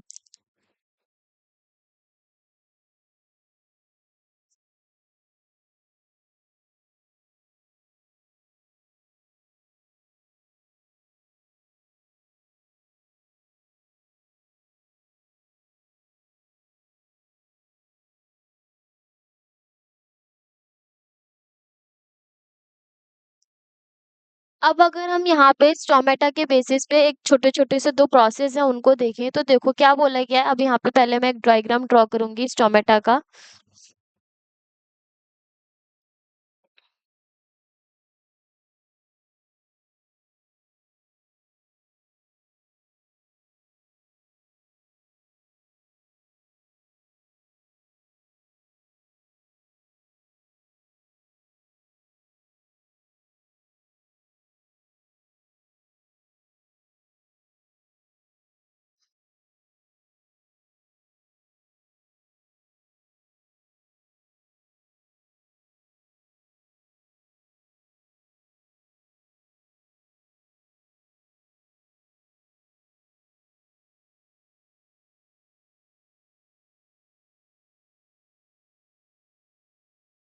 ये हमारे पास 3 स्टोमेटा के डायग्राम है। अब देखो इस स्टोमेटा के डायग्राम से मैं क्या चीज़ समझाना चाहती हूँ, मानो ये जो हमारा स्टोमेटा है अभी किस कंडीशन में है? क्लोज़्ड कंडीशन में, मतलब इसका जो स्टोमेटा का पोर है वो अभी बंद है। अब अगर मैं इसमें क्या करूँगी, अगर जो हमारे स्टोमेटा है अगर ये अपने अंदर किसको लेना स्टार्ट कर देगा? वाटर को, यानी जो वाटर है वो अब स्टोमेटा के अंदर क्या करना शुरू हो गया? एंटर करना शुरू कर देगा। तो वाटर के एंटर करते ही जो तुम्हारी गार्ड सेल है वो क्या हो जाएगी? वो स्वेल हो जाएगी, यानी वो फूलने लगेगी। वाटर के एंटर करते ही तुम्हारी जो गार्ड स्वेल है वो स्वेल होने लगेगी। और जैसे अगर हम यहाँ देखें जो पानी की मूवमेंट है वो इनसाइड है, तो इस कंडीशन के ऑस्मोसिस को हम क्या बोलते हैं? एंडो ऑस्मोसिस बोलते हैं। अब हुआ क्या, जो हमारा क्लोज्ड स्टोमेटा था उसमें जब वाटर ने एंटर करना शुरू किया, तो जो हमारे गार्ड सेल्स थे वो स्वेल होने लगे, फूलने लगे। तो जब फूलेंगे तो हमारे जो गार्ड सेल्स हैं अब पानी के एंटर होने की वजह से वो फूल गए। अब हमने क्या करा, अब जो हमारा पानी है वो इसमें से बाहर की तरफ रिलीज आउट होने लगेगा, ठीक है? जैसे ही पानी बाहर की तरफ रिलीज आउट होने लगेगा, या फिर इसको हम ऐसे समझें, देखो सबसे पहले कंडीशन में क्या था, सबसे पहला जो हमारा कंडीशन था उसमें हमें ये दे रखा था कि जो हमारा स्टोमेटा है वो किस कंडीशन में है? क्लोज कंडीशन में, ठीक है? अब ये क्लोज कंडीशन में है और जैसे ही वाटर एंटर करेगा तो तुम्हारी गार्ड सेल फूलेंगी और अगर गार्ड सेल स्वेल होंगी तो तुम्हारा स्टोमेटा क्या हो जाएगा? ओपन हो जाएगा, ठीक है? अगर ये स्टोमेटा ओपन हो गया यानी इसके अंदर जो वाटर है वो इनसाइड में फिल हो गया। अब क्या होगा, वाटर अगर इसके अंदर फिल हो गया और अगर ये स्टोमेटा में से अपने अंदर से वाटर को लॉस करना शुरू कर देता है, तो हमें पता है वाटर लॉस करते ही जो तुम्हारी गार्ड सेल्स हैं वो श्रिंक हो जाएंगी और जो तुम्हारा स्टोमेटा है वो फिर से क्या हो जाएगा?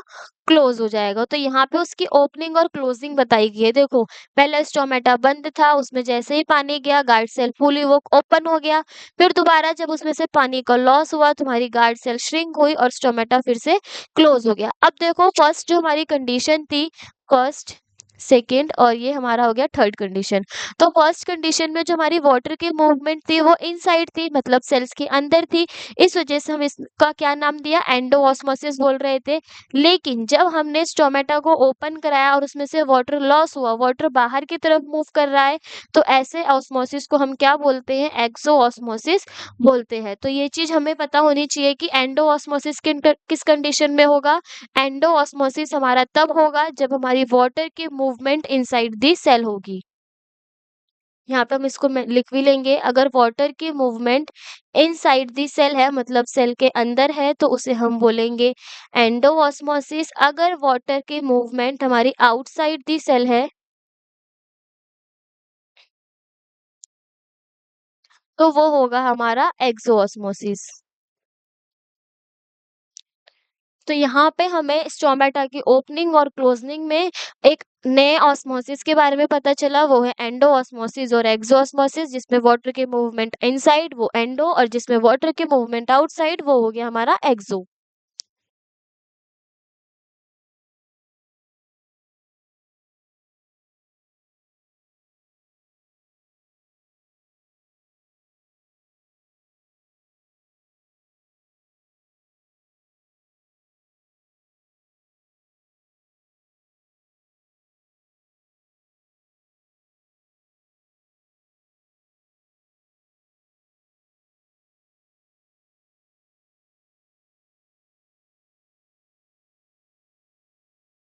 अब हमारे पास यहाँ पे एक पिक्चर गिवन है जिसमें हमारे पास फोटोसिंथेसिस को रिप्रेजेंट किया गया है और सेलुलर रेस्पिरेशन को।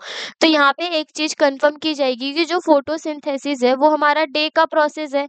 मतलब अगर प्लांट डे में कोई ग्लूकोज की फॉर्मेशन कर रहा है तो वो हमारा फोटोसिंथेसिस कहलाएगा। लेकिन प्लांट नाइट के टाइम पे भी रेस्पिरेशन करता है तो उसे हम बोलते हैं सेलुलर रेस्पिरेशन।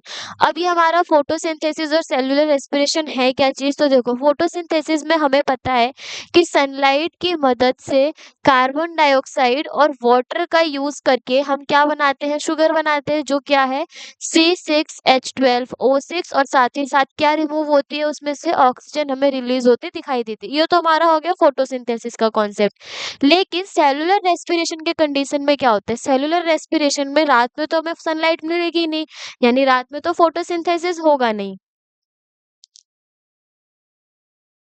तो यहाँ पे क्या देखने को मिलता है कि जो भी हमारा O2 वगैरह प्रेजेंट होता है, प्लांट O2 का यूज करके किसकी फॉर्मेशन करना शुरू कर देते हैं, कार्बन डाइऑक्साइड की फॉर्मेशन शुरू करना कर देते हैं। मतलब देखो जो हमारा फोटोसिंथेसिस के दौरान शुगर की फॉर्मेशन हुई थी C6H12O6, प्लांट रात के टाइम पे यानी सेलुलर रेस्पिरेशन के टाइम पे उसी शुगर का यूज करके, O2 का यूज करके क्या बनाना शुरू कर देते हैं, कार्बन डाइऑक्साइड की फॉर्मेशन शुरू कर देते हैं। ध्यान से देखो यहाँ पे शुगर की फॉर्मेशन हो रही है, लेकिन सेलुलर रेस्पिरेशन में शुगर का यूज हो रहा है। मतलब शुगर का यूज करके और ऑक्सीजन का यूज करके यहाँ पे किसकी फॉर्मेशन शुरू हो जाती है, कार्बन डाइऑक्साइड की फॉर्मेशन शुरू हो जाती है।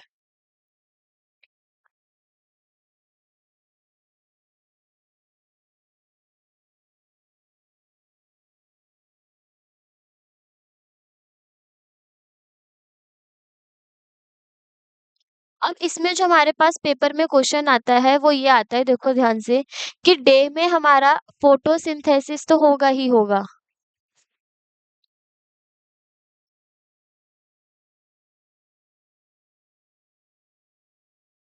अगर हम यहाँ पे डे के बारे में बात करें तो डे में हमारा फोटोसिंथेसिस तो होगा, क्यों, क्योंकि फोटोसिंथेसिस के लिए हमें सनलाइट की रिक्वायरमेंट है। मतलब डे में फोटोसिंथेसिस भी होगा और रेस्पिरेशन भी होगा। रेस्पिरेशन में क्या होता है, प्लांट O2 और CO2 का एक्सचेंज करता है। मतलब प्लांट CO2 को गेन करेगा और O2 को रिलीज करेगा, तो वो कंडीशन भी हमारी रेस्पिरेशन भी, फोटोसिंथेसिस और रेस्पिरेशन डे के टाइम पे होंगे। लेकिन अगर हम नाइट के टाइम पे देखें तो नाइट के टाइम पे ये होगा कि हमारा जो फोटोसिंथेसिस का प्रोसेस है वो हमें देखने को नहीं मिलेगा, क्यों, क्योंकि रात में तो सनलाइट प्रेजेंट होती ही नहीं है। लेकिन जो रेस्पिरेशन का प्रोसेस है वो हमारा वहाँ देखने को मिलेगा, क्यों, क्योंकि प्लांट ऐसा तो है नहीं कि डे है तो ही वो सांस लेंगे, रात में सांस नहीं लेंगे।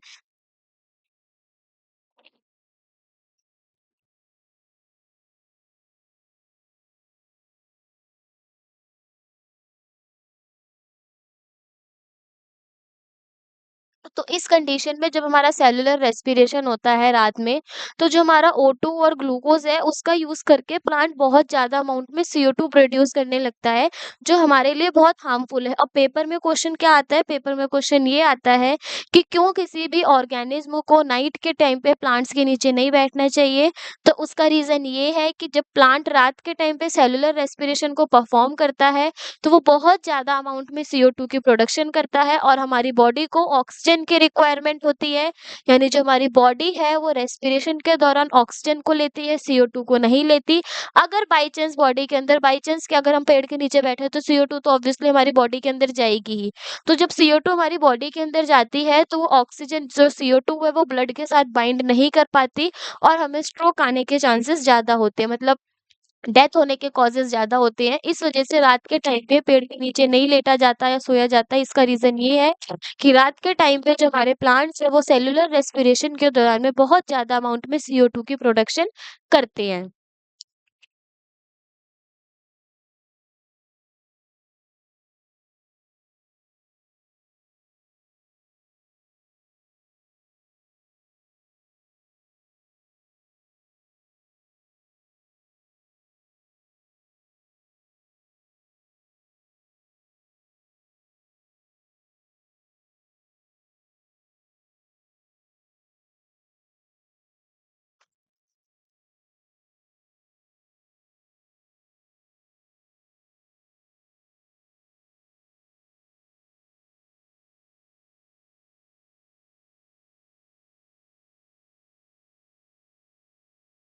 अब नेक्स्ट टॉपिक है हमारा फोटोसिंथेसिस इन डेजर्ट प्लांट्स। देखो अभी तक हमने नॉर्मल फोटोसिंथेसिस के बारे में पढ़ा था। अब जो हमारे डेजर्ट प्लांट्स होते हैं मतलब जो रेगिस्तान में पाए जाते हैं उनके अंदर भी तो फोटोसिंथेसिस का प्रोसेस हो रहा होगा। तो अब हम उनके बारे में पढ़ेंगे। तो फोटोसिंथेसिस इन डेजर्ट प्लांट में हम देखेंगे हमारे जो डेजर्ट प्लांट होते हैं वो क्या हो गए, कैक्टस वगैरह। तो यहाँ पे पहले हम एक कैक्टस को ड्रॉ करेंगे।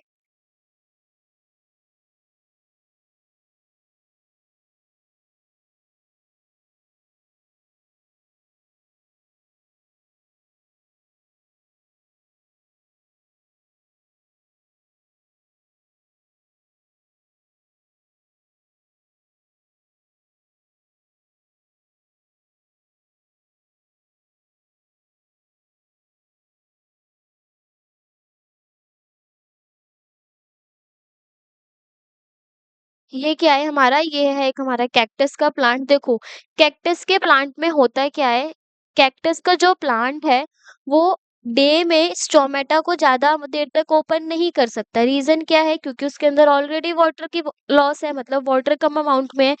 तो अगर वो ज्यादा देर तक कैक्टस जो है अपने स्टोमेटा को ओपन करेगा तो बहुत ज्यादा अमाउंट में वाटर का लॉस होगा। एक चीज और यहाँ पे बताना चाहूंगी कि जो डेजर्ट प्लांट्स हैं उनको हम अनदर नाम से भी बोलते हैं, वो है हमारे ज़ीरोफाइट प्लांट्स। मतलब ऐसे प्लांट्स जो हमारे डेजर्ट एरिया में पाए जाते हैं उन्हें हम डेजर्ट प्लांट के साथ-साथ ज़ीरोफाइट प्लांट भी बोलते हैं।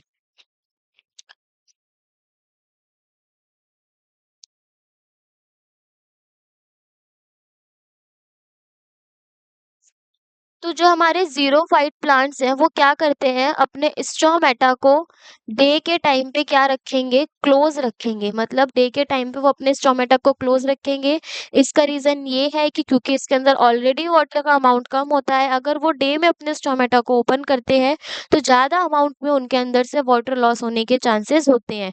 तो ये लोग क्या करते हैं, जो हमारे डेजर्ट प्लांट्स होते हैं वो नाइट में स्टोमेटा को ओपन करेंगे।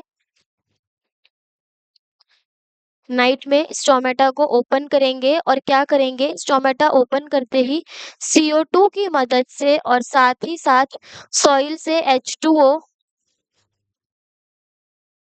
की मदद से क्लोरोफिल में, ठीक है, नाइट में स्टोमेटा को ओपन किया, CO2 H2O की मदद से क्लोरोफिल की प्रेजेंस में वो एक इंटरमीडिएट की फॉर्मेशन करते हैं। वो क्या है हमारा, मैलिक एसिड। मतलब जो हमारे कैक्टस होते हैं या फिर डेजर्ट प्लांट्स होते हैं वो क्या करते हैं, वो रात को स्टोमेटा ओपन करेंगे, CO2 की मदद से सॉइल और H2O में की मदद से वो क्या करेंगे, एक मैलिक एसिड का फॉर्मेशन करेंगे और इस मैलिक एसिड को हम क्या बोलते हैं, इंटरमीडिएट बोलते हैं।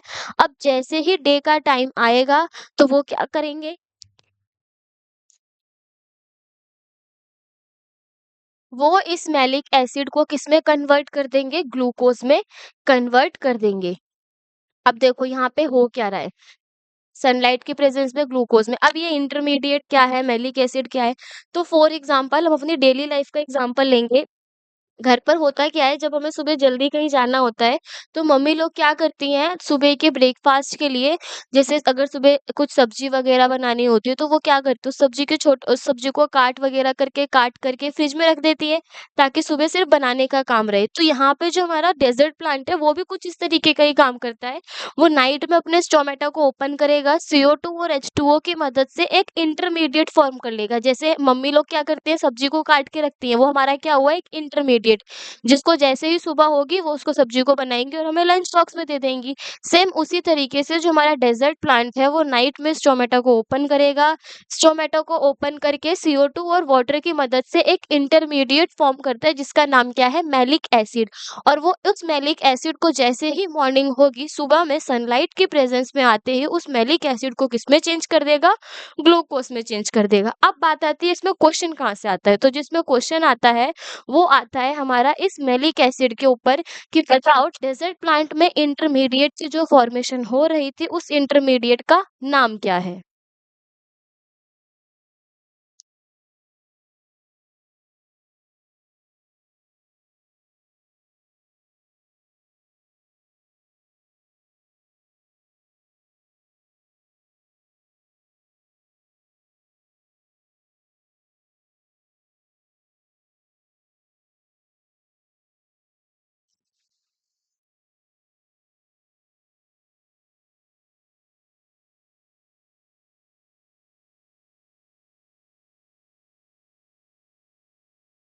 तो यहाँ पर तो होता है हमारा न्यूट्रिशन में ऑटोट्रॉपिक न्यूट्रिशन वाला पार्ट पूरा फिनिश, जिसमें हमने फोटोसिंथेसिस पढ़ा।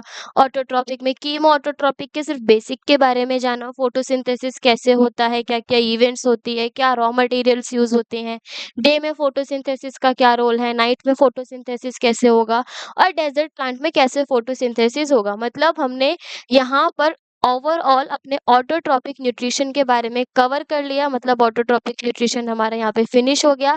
अब हम पढ़ेंगे किसके बारे में, हेटेरोट्रॉपिक न्यूट्रिशन के बारे में। मतलब ऐसा न्यूट्रिशन जिसमें ऑर्गेनिज्म किसी अनदर ऑर्गेनिज्म पे अपने न्यूट्रिशन के लिए, अपने फूड के लिए डिपेंड होता है, उसे हम बोलते हैं हेटेरोट्रॉपिक न्यूट्रिशन। तो अगर हम हेटेरोट्रॉपिक न्यूट्रिशन के डेफिनेशन के बारे में बात करें, तो क्या बोला गया है हेटेरोट्रॉपिक न्यूट्रिशन में, kind of nutrition in which organism do not possesses the ability of synthesize their own food। मतलब ऐसा न्यूट्रिशन जिसमें ऑर्गेनिज्म के पास एबिलिटी नहीं होती अपना खाना खुद बनाने की, वो डिपेंड होते हैं कि ऑटोट्रॉप्स पे अपने फूड की सप्लाई के लिए, चाहे वो डायरेक्टली डिपेंड हो चाहे वो इनडायरेक्टली। और इस टाइप के न्यूट्रिशन को हम क्या बोलते हैं, हेटेरोट्रॉपिक न्यूट्रिशन बोलते हैं। तो हेटेरोट्रॉपिक न्यूट्रिशन के एग्जांपल्स हमारे पास क्या है, एनिमल्स और फंगी। तो यहाँ पे हमारे पास दो एग्जांपल्स गिवन है एनिमल्स और फंगी के। ये ऐसे ऑर्गेनिज्म होते हैं जो किसी अनदर ऑर्गेनिज्म पे डायरेक्टली या इनडायरेक्टली फूड के लिए डिपेंड होते हैं।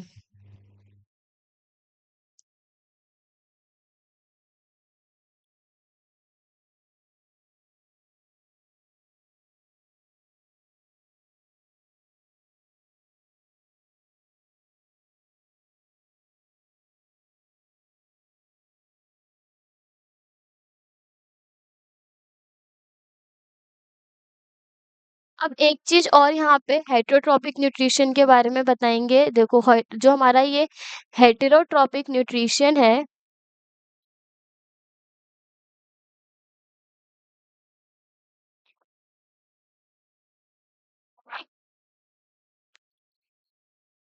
ये जो हमारा हेटेरोट्रॉपिक न्यूट्रिशन है ये तीन तरह का होता है। एक होता है हमारा इसके अंदर पैरासाइटिक न्यूट्रिशन,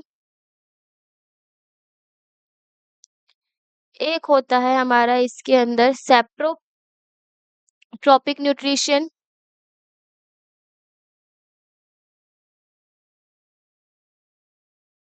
और एक होता है हमारे पास इसके अंदर होलोजोइक न्यूट्रिशन। तो देखो पैरासाइटिक न्यूट्रिशन हमारा ऐसा न्यूट्रिशन जिसमें ऑर्गेनिज्म किसी अनदर ऑर्गेनिज्म के ऊपर रहेगा एज अ होस्ट, पर उससे न्यूट्रिशन तो लेगा लेकिन उसको बिना किल किए हुए। अगर हम यहाँ पैरासाइटिक के एग्जाम्पल के बारे में बात करें तो जैसा हो गया हमारा एक एग्जाम्पल लाइस। मतलब जो जुए होते हैं वो ह्यूमन बींग्स के सर पे प्रेजेंट होते हैं, वो उसके सर से अपने ब्लड को लेते हैं, मतलब फूड ले रहे हैं। लेकिन क्या कभी इस जुए से किसी की डेड होती है, नहीं होती। तो ये क्या करते हैं, ये ऐसे ऑर्गेनिज्म होते हैं जो किसी अनदर ऑर्गेनिज्म के ऊपर एज अ होस्ट रह करके अपना न्यूट्रिशन लेते हैं विदाउट किल देम, मतलब बिना उनको मारे। उस न्यूट्रिशन को हम बोलते हैं पैरासाइटिक न्यूट्रिशन। नेक्स्ट है हमारे पास सैप्रोट्रॉपिक न्यूट्रिशन। तो सैप्रोट्रॉपिक न्यूट्रिशन में ऐसा होता है कि जो हमारे ऑर्गेनिज्म है वो सड़ी गली चीजों से अपने न्यूट्रिशन को गेन करेंगे, और ऐसे न्यूट्रिशन को हम क्या बोलते हैं, सैप्रोट्रॉपिक न्यूट्रिशन बोलते हैं। नेक्स्ट इसमें है हमारा होलोजोइक न्यूट्रिशन। तो होलोजोइक न्यूट्रिशन में क्या होता है, ये हमारा ह्यूमन बीइंग्स हो गए, अमीबा हो गया, पैरामीशियम हो गया, इनके अंदर देखने को मिलता है। ये हमारा एक पर्टिकुलर होलो पाथ के थ्रू होगा, जिसमें हमारा डाइजेशन, एक्सक्रीशन, इंजेशन सारी चीज़ें आएँगी। तो ये किस-किस के अंदर होता है, ह्यूमन बीइंग्स के अंदर, अमीबा के अंदर, और नेक्स्ट है हमारा इसके अंदर पैरामीशियम। तो अब हम क्या करेंगे, अब हम एक-एक करके इन सभी न्यूट्रिशंस के बारे में पढ़ेंगे।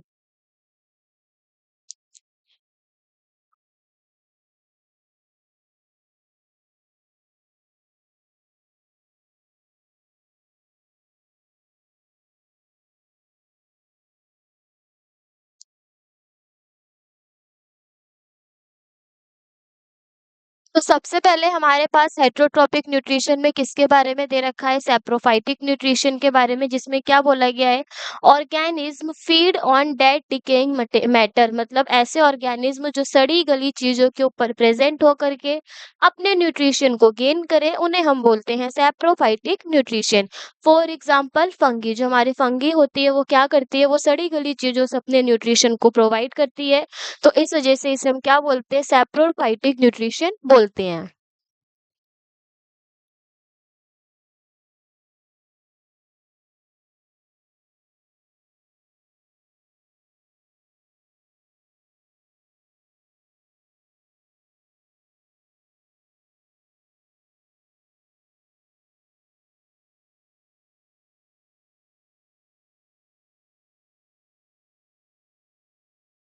नेक्स्ट है हमारे पास सेकेंड नंबर पे हेटेरोट्रॉपिक न्यूट्रिशन का, वो क्या है, पैरासाइटिक न्यूट्रिशन। तो देखो, पैरासाइटिक न्यूट्रिशन में क्या बोला गया है, पैरासाइट्स लीव इनसाइड और आउटसाइड अदर ऑर्गेनिज्म।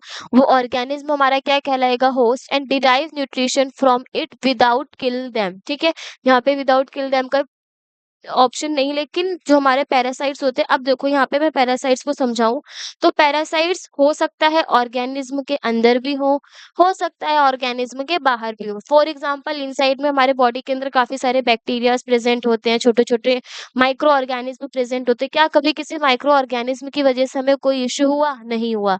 तो वैसे ही जो हमारे ऑर्गेनिज्म है, कुछ आउटसाइड भी प्रेजेंट होते हैं, जैसे फॉर एग्जाम्पल ह्यूमन बींग्स, जो हमने लाइस का लिया कि जो जुए होते हैं वो इंसान के सर पे प्रेज़ेंट होते हैं, वो वहीं से उसके ब्लड को सक करते हैं, ब्लड को लेते हैं, अपना न्यूट्रिशन प्रोवाइड करते हैं, पर कभी किसी भी ऑर्गेनिज़्म को वो किल नहीं करते। तो वो ऐसे ऑर्गेनिज़्म जिसके ऊपर वो लोग रहते हैं, उन ऑर्गेनिज़्म को हम बोलते हैं होस्ट। जैसे जानवरों में, जानवर के ऊपर हमें टिक्स देखने को मिलते हैं। ये जो हमारे पास ये पिक्चर गिवन है, ये किसकी है? ये टिक्स की है, जो हमें कुत्तों के ऊपर, जो हमारी गाय हो गई, भैंस हो गई, उनके ऊपर देखने को मिलती है। तो ये टिक्स क्या करती हैं, वो उनके ऊपर रह करके अपने न्यूट्रिशन को लेती हैं, लेकिन कभी भी उन ऑर्गेनिज्म को किल नहीं करेंगी। तो जो ये टिक्स हैं वो ऑर्गेनिज्म के ऊपर है, जानवरों के ऊपर है, तो जो जानवर है वो उसके लिए क्या कहलाएंगे, होस्ट कहलाएंगे। अब हमारे पास यहाँ पे प्लांट्स के अंदर एक एग्जाम्पल है कसकटा का।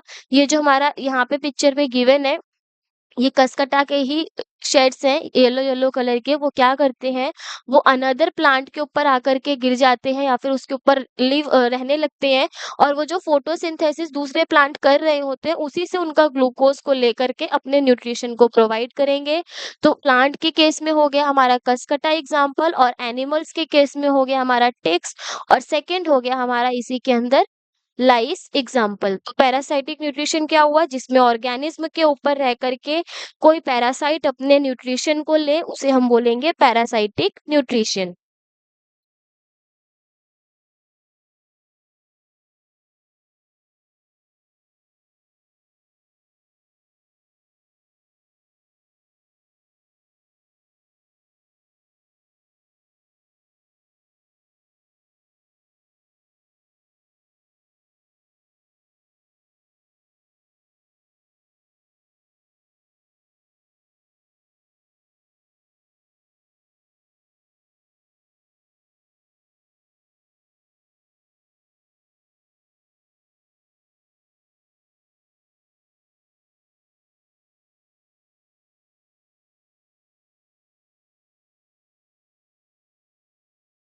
नेक्स्ट है हमारे पास थर्ड हेटेरोट्रॉपिक न्यूट्रिशन का, वो है होलोजोइक न्यूट्रिशन। तो होलोजोइक न्यूट्रिशन में क्या बोला गया है, इसमें ये बोला गया है animals take in solid food and break down inside the body is called holozoic nutrition. मतलब एनिमल्स क्या करेंगे, सॉलिड फूड को लेंगे और उसकी ब्रेक डाउन करेंगे बॉडी के अंदर, और इस तरीके के न्यूट्रिशन को हम क्या बोलते हैं, होलोजोइक न्यूट्रिशन बोलते हैं। अब दूसरी चीज, ये होलोजोइक न्यूट्रिशन किन के अंदर प्रेजेंट होती है, तो ये जो हमारी होलोजोइक न्यूट्रिशन होती है वो अमीबा और हम एनिमल्स यानी ह्यूमन बींग्स के अंदर, साथ ही साथ ये हमें पैरामीशियम के अंदर भी देखने को मिलेगी, जिसमें वो क्या करेंगे, सॉलिड फूड को अपने अंदर लेंगे और उसके बाद उसकी ब्रेक डाउन करेंगे बॉडी के अंदर ही।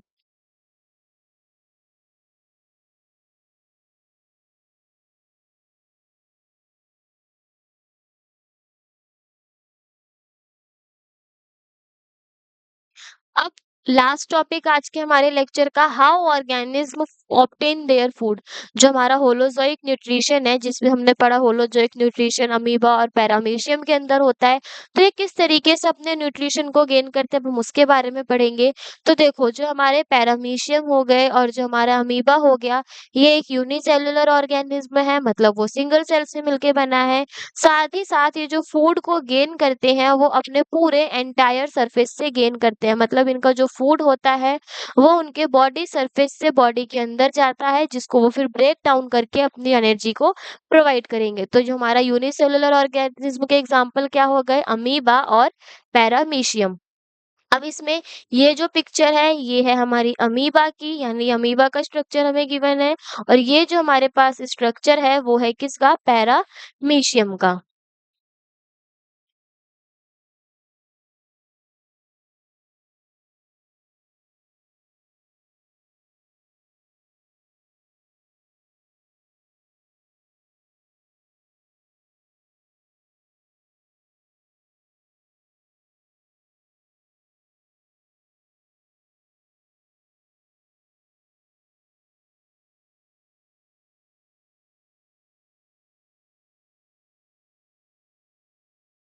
अब देखो हमारे पास क्या दे रखा है कि एक स्ट्रक्चर दे रखा है न्यूट्रिशन इन अमीबा का। इसमें दिया क्या गया है कि देखो, जो हमारा अमीबा है उसके पास क्या प्रेजेंट है, न्यूक्लियस प्रेजेंट है, क्योंकि वो यूनिसेलुलर ऑर्गेनिज्म है। तो ये हमारे पास उसका न्यूक्लियस गिवन है। वो सेल अमीबा क्या करेगा, ये जो हमारा रेड कलर का फूड पार्टिकल है, वो फूड पार्टिकल को देखते ही अपने फीट को इधर उधर से उस फूड पार्टिकल को घेर लेगा, देन एक वैक्यूल की फॉर्मेशन करेगा और उसके बाद वो अपने पूरे फूड को इनगल्फ कर लेगा। तो देखो, अब इसमें होगा कैसे, अब हम उसके बारे में देखेंगे।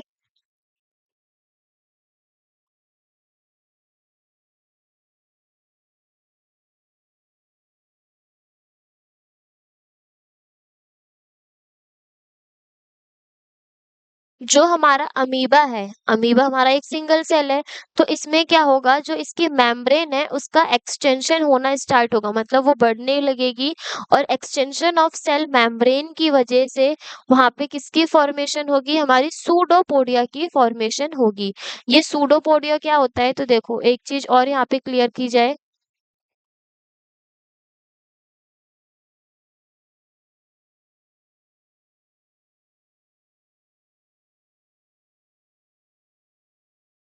जो हमारा सूडोपोडिया होता है उसको हम क्या बोलते हैं, फॉल्स फीट बोलते हैं। मतलब अगर हम यहाँ स्ट्रक्चर में देखें तो ये जो हमारा गिवन है ये क्या है, ये सेल मेम्ब्रेन हो गई किसकी, अमीबा की।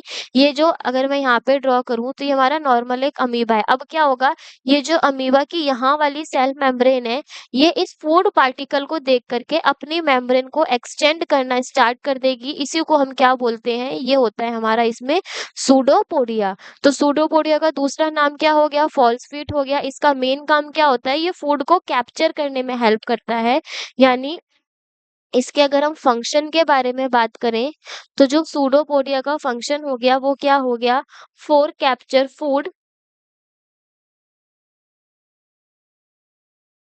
एंड मूवमेंट, मतलब बॉडी के अंदर मूवमेंट के लिए हेल्प करेगा और अमीबा में फूड को कैप्चर करने में भी हेल्प करेगा। नेक्स्ट क्या हुआ, अमीबा की सेल मेम्ब्रेन में एक्सटेंशन हुआ, सूडोपोडिया की फॉर्मेशन हुई। सूडोपोडिया ने क्या करा, फूड को कैप्चर कर लिया। इस फिगर में यही है, सूडोपोडिया ने क्या करा, फूड को कैप्चर किया। यहाँ पे इस वाले कंडीशन में फूड को कैप्चर करते ही वो उसको कहाँ ले गया, टेक इन फूड वैक्यूल। अब वहां पे उसने किसकी फॉर्मेशन करी? फूड वैक्यूल की। वैक्यूल का मतलब होता है खाली जगह, मतलब उस खाली जगह पे उसने उस फूड को कैप्चर करा, तो उसको हमने क्या नाम दे दिया? फूड वैक्यूल नाम दे दिया। अब फूड वैक्यूल में जाते ही इस फूड का क्या हो जाएगा? डाइजेशन हो जाएगा, यानी digestion of food in food vacuole, मतलब फूड का डाइजेशन हो गया कहाँ पे? फूड वैक्यूल में। अब ये जो फूड वैक्यूल में डाइजेशन हुआ, इसको डाइजेस्ट करने के बाद कुछ ना कुछ वेस्ट भी प्रोडक्ट बना होगा, तो वो वेस्ट डिफ्यूजन की मदद से, ठीक है, डिफ्यूजन हो जाएगा उन सिंपल सब्सटेंस का बॉडी से बाहर।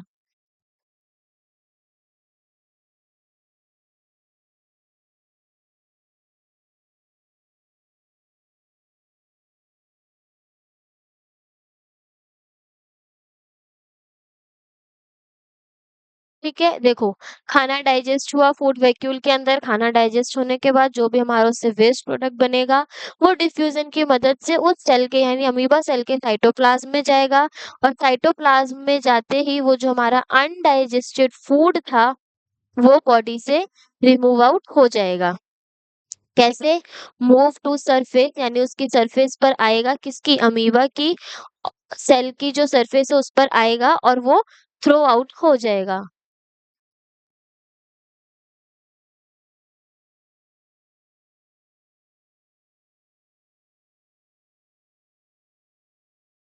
तो यहाँ पे ये क्या हुआ? यहाँ पे हमने देखा कि किस तरीके से हमारा अमीबा के अंदर प्रोसेस हो रहा है।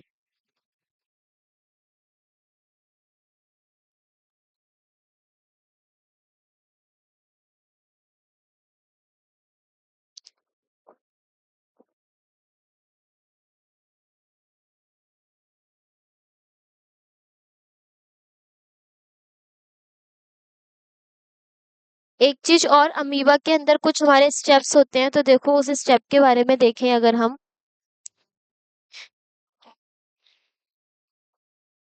यहाँ पे हमारा अमीबा गिवन है, अमीबा का ये क्या हो गया? न्यूक्लियस, ठीक है, और हमारे पास यहाँ पे ये क्या गिवन है? फूड पार्टिकल गिवन है। ये क्या हो गया? हमारा फूड पार्टिकल हो गया। ठीक है, अब फूड पार्टिकल का क्या होगा? इंजीशन। इंजीशन मतलब जो हमारा अमीबा है उस फूड पार्टिकल को अपने बॉडी के अंदर गेन करेगा। क्या हो गया? इंजेशन हो गया। कैसे होगा? ये देखो, ये हमारा यहाँ पे बना सूडोपोडिया, यानी अमीबा ने उस फूड पार्टिकल को अपने बॉडी के अंदर गेन कर लिया, किसकी मदद से?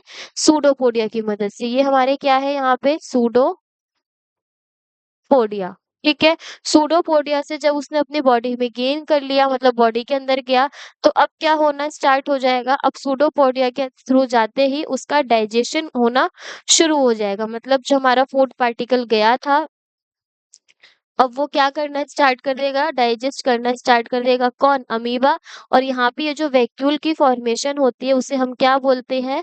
फूड वैक्यूल बोलते हैं। मतलब खाना पहले बाहर था, फिर वो सूडोपोडिया के थ्रू बॉडी के अंदर गया, और फूड वैक्यूल के अंदर जाकर के उसका डाइजेशन होना शुरू हो गया। अब जैसे ही वो फूड वैक्यूल के अंदर डाइजेस्ट होगा, उसका क्या होना शुरू हो जाएगा? एब्जॉर्प्शन। एब्जॉर्प्शन मतलब जो भी उससे न्यूट्रिएंट वाली चीजें हैं वो बॉडी के अंदर एब्जॉर्ब होना शुरू हो जाएंगी। अब जैसे ही वो बॉडी के अंदर एब्जॉर्ब हुई, ठीक है, यहाँ पे क्या हुआ? जैसे ही अमीबा के अंदर जो ये हमारा फूड पार्टिकल था वो एब्जॉर्ब हुआ, तो उसका कुछ वेस्ट प्रोडक्ट है, अब वो वेस्ट प्रोडक्ट क्या होगा? वो बॉडी से बाहर आना शुरू होगा।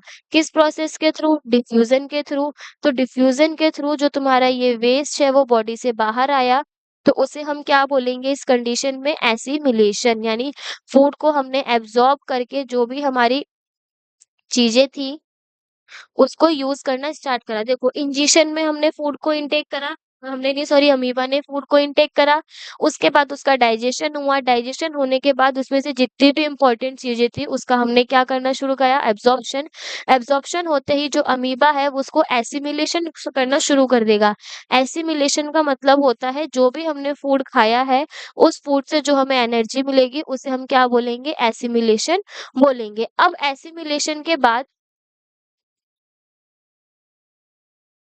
जो हमारा अमीबा है उसने सारी एनर्जी यूज़ कर ली, यानी अब उसके पास कुछ भी नहीं बचा, सिर्फ़ क्या बचा, वेस्ट प्रोडक्ट बचा। तो जो भी खाना खाने के बाद उसका वेस्ट प्रोडक्ट होगा, वो उस फूड वैक्यूल में इस तरीके से प्रेज़ेंट होगा। अब क्या होगा, इसका होगा ईजीशन, मतलब अब जो अमीबा है वो अपने अंदर से इस वेस्ट प्रोडक्ट को बाहर निकालेगा, जिसे हम क्या बोलेंगे, ईजीशन बोलेंगे।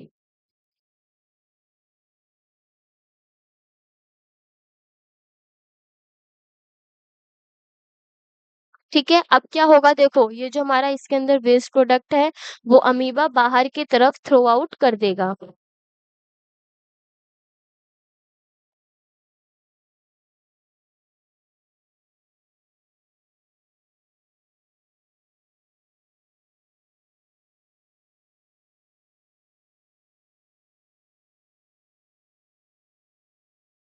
तो ये होता है हमारा पूरा अमीबा के अंदर प्रोसेस। पहले वो इंजेशन करेगा, फिर डाइजेशन, फिर उस फूड को एब्ज़ॉर्ब करेगा, फिर उससे एनर्जी प्रोवाइड करेगा, यानी एसिमिलेशन का प्रोसेस होगा। उसके बाद जितना भी वेस्ट प्रोडक्ट है वो उसकी बॉडी से बाहर निकल जाएगा, बाय व्हिच प्रोसेस, ईजीशन। तो ये हो गया हमारा पूरे प्रोसेस के अकॉर्डिंग अमीबा के अंदर का फूड का डाइजेशन। इसी तरीके से हमारे पास पैरामीशियम भी प्रेज़ेंट होता है।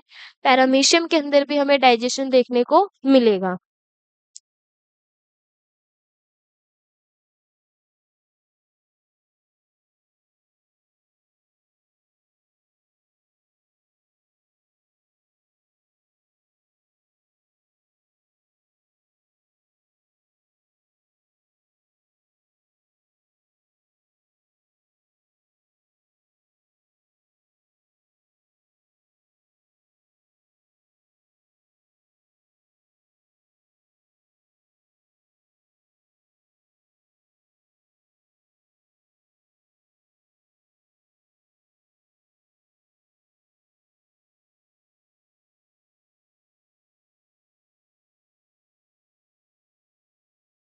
अब हम क्या करेंगे, अब हम न्यूट्रिशन इन पैरामीशियम, यानी पैरामीशियम के अंदर किस तरीके से न्यूट्रिशन होता है, अब हम उसके बारे में पढ़ेंगे।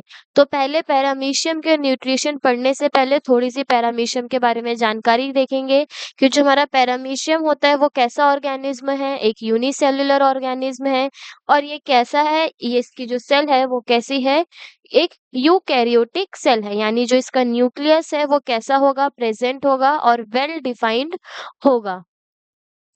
साथ ही साथ जो हमारा ये पैरामीशियम होता है, इसके पास 2 न्यूक्लियस पाए जाते हैं, यानी हैव 2 न्यूक्लियस। एक न्यूक्लियस को हम बोलते हैं मैक्रोन्यूक्लियस और एक को हम बोलते हैं इसमें माइक्रोन्यूक्लियस। इसके साथ-साथ हमारा जो पैरामीशियम होता है, इसके पास क्या देखने को मिलते हैं, सीलिया देखने को मिलते हैं। किसके लिए? मूवमेंट के लिए। जैसे हमारा अमीबा के अंदर हमें सूडोपोडिया देखने को मिल रहा था, उसी तरीके से जो हमारा यहाँ पे पैरामीशियम होता है, उसके अंदर हमें सीलिया देखने को मिलेगा फॉर मूवमेंट। अब हम यहाँ पे क्या करेंगे, पहले एक पैरामीशियम के डायग्राम को ड्रॉ करेंगे।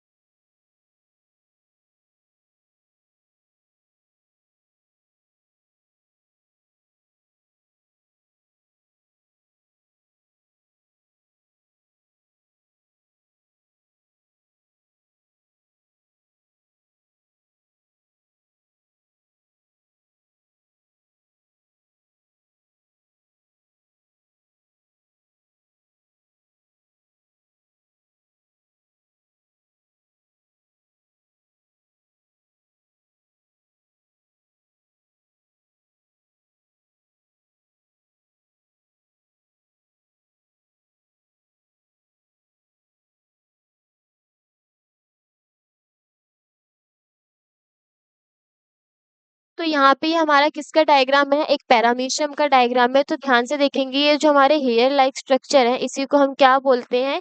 सीलिया बोलते हैं, जो पैरामीशियम में मूवमेंट के लिए इम्पोर्टेंट होता है। साथ ही साथ यहाँ पे हम देखेंगे ये हमारा होता है माइक्रो न्यूक्लियस। क्यों? क्योंकि ये हमारा छोटा न्यूक्लियस है, तो इसको हम बोलते हैं माइक्रो न्यूक्लियस। वहीं अगर हम इस न्यूक्लियस के बारे में देखें तो इसका साइज़ बड़ा है और इसको हम क्या बोलते हैं? मैक्रो न्यूक्लियस बोलते हैं। तो यहाँ पे हमने दोनों न्यूक्लियस के बारे में दिखा दिया।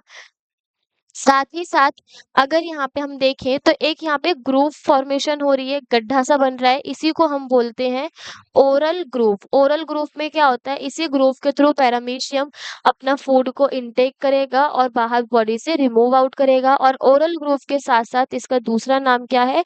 गलेट। मतलब गलेट के ही मदद से जो हमारा पैरामीशियम है, वो क्या करेगा? फूड को ऑब्टेन करेगा और बॉडी से रिमूव आउट भी वहीं से ही करेगा।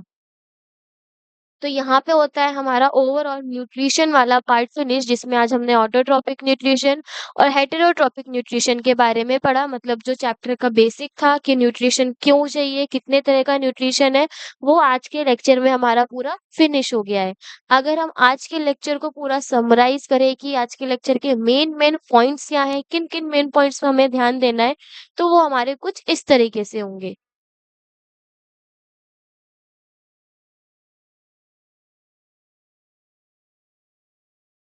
अगर हम आज के लेक्चर के समरी के बारे में बात करें तो आज के लेक्चर में सबसे पहले हमने किसके बारे में पढ़ा? न्यूट्रिशन के बारे में पढ़ा, जिसमें हमने 2 टाइप्स के न्यूट्रिशन देखे। एक था हमारा ऑटोट्रॉपिक न्यूट्रिशन, एक था हमारा इसी के अंदर हेटेरोट्रॉपिक न्यूट्रिशन।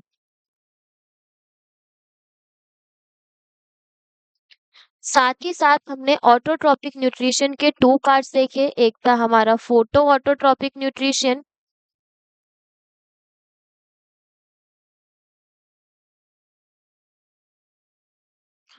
और दूसरा था हमारे पास इसके अंदर कीमो ऑटोट्रॉपिक न्यूट्रिशन। लेकिन जो हमारा कीमो ऑटोट्रॉपिक न्यूट्रिशन है वो हमें एनसीईआरटी में नहीं गिवन। तो हमने जो ये फोटो ऑटोट्रॉपिक वाला न्यूट्रिशन था वो कौन सा था? वो था हमारा फोटोसिंथेसिस, जिसके बारे में हमने आज के लेक्चर में बहुत डिटेल से पढ़ा है और इसी से हमारे मोस्टली क्वेश्चन पेपर में आते हैं। और वहीं हमने हेटेरोट्रॉपिक में 3 टाइप के न्यूट्रिशन के बारे में पढ़ा। एक था हमारा इसमें पैरासाइटिक, एक था हमारा इसके अंदर सेप्रोट्रॉपिक और एक था हमारा इसके अंदर होलोज़ोइक। और इसी होलोज़ोइक न्यूट्रिशन में हमने अमीबा के बारे में पढ़ा कि अमीबा किस तरीके से अपने फूड को ऑब्टेन करता है। तो one of the most important दूसरा टॉपिक क्या हो गया आज के लेक्चर का कि अमीबा किस तरीके से अपने फूड को ऑब्टेन कर रहा है, वो हमारा क्या कहलाएगा? होलोज़ोइक न्यूट्रिशन। तो आज के लेक्चर में हमारा पूरा न्यूट्रिशन वाला पार्ट फिनिश होता है। अब जो हमारा नेक्स्ट लेक्चर होगा इस चैप्टर का पार्ट 2, उसमें हम होलोज़ोइक न्यूट्रिशन इन ह्यूमन बीइंग्स यानी डाइजेस्टिव सिस्टम के बारे में पढ़ेंगे। तो यहाँ पर होता है हमारा आज का लेक्चर फिनिश, जिसमें हमने आज के बेसिक लेक्चर को या बेसिक कॉन्सेप्ट्स को अच्छे से समझा। तो मिलते हैं अपने नेक्स्ट लेक्चर में, जिसमें अब हम होलोज़ोइक न्यूट्रिशन पढ़ेंगे ह्यूमन बीइंग्स के बारे में। तो जो हमारा नेक्स्ट लेक्चर होगा वो बहुत ज़्यादा इंटरेस्टिंग होगा, क्योंकि उसमें हमें अपने बारे में पढ़ने को मिलेगा। यहाँ पे हमने सारे ऑर्गेनिज़्म के बारे में पढ़ा, प्लांट्स के बारे में पढ़ा, लेकिन जो हमारा नेक्स्ट लेक्चर होगा वो अपने बारे में पढ़ने के लिए होगा, तो वो और भी ज़्यादा हमारा इंटरेस्टिंग होता होगा। तो मिलते हैं अपने नेक्स्ट लेक्चर में जिसमें हम पढ़ेंगे डाइजेस्टिव सिस्टम के बारे में।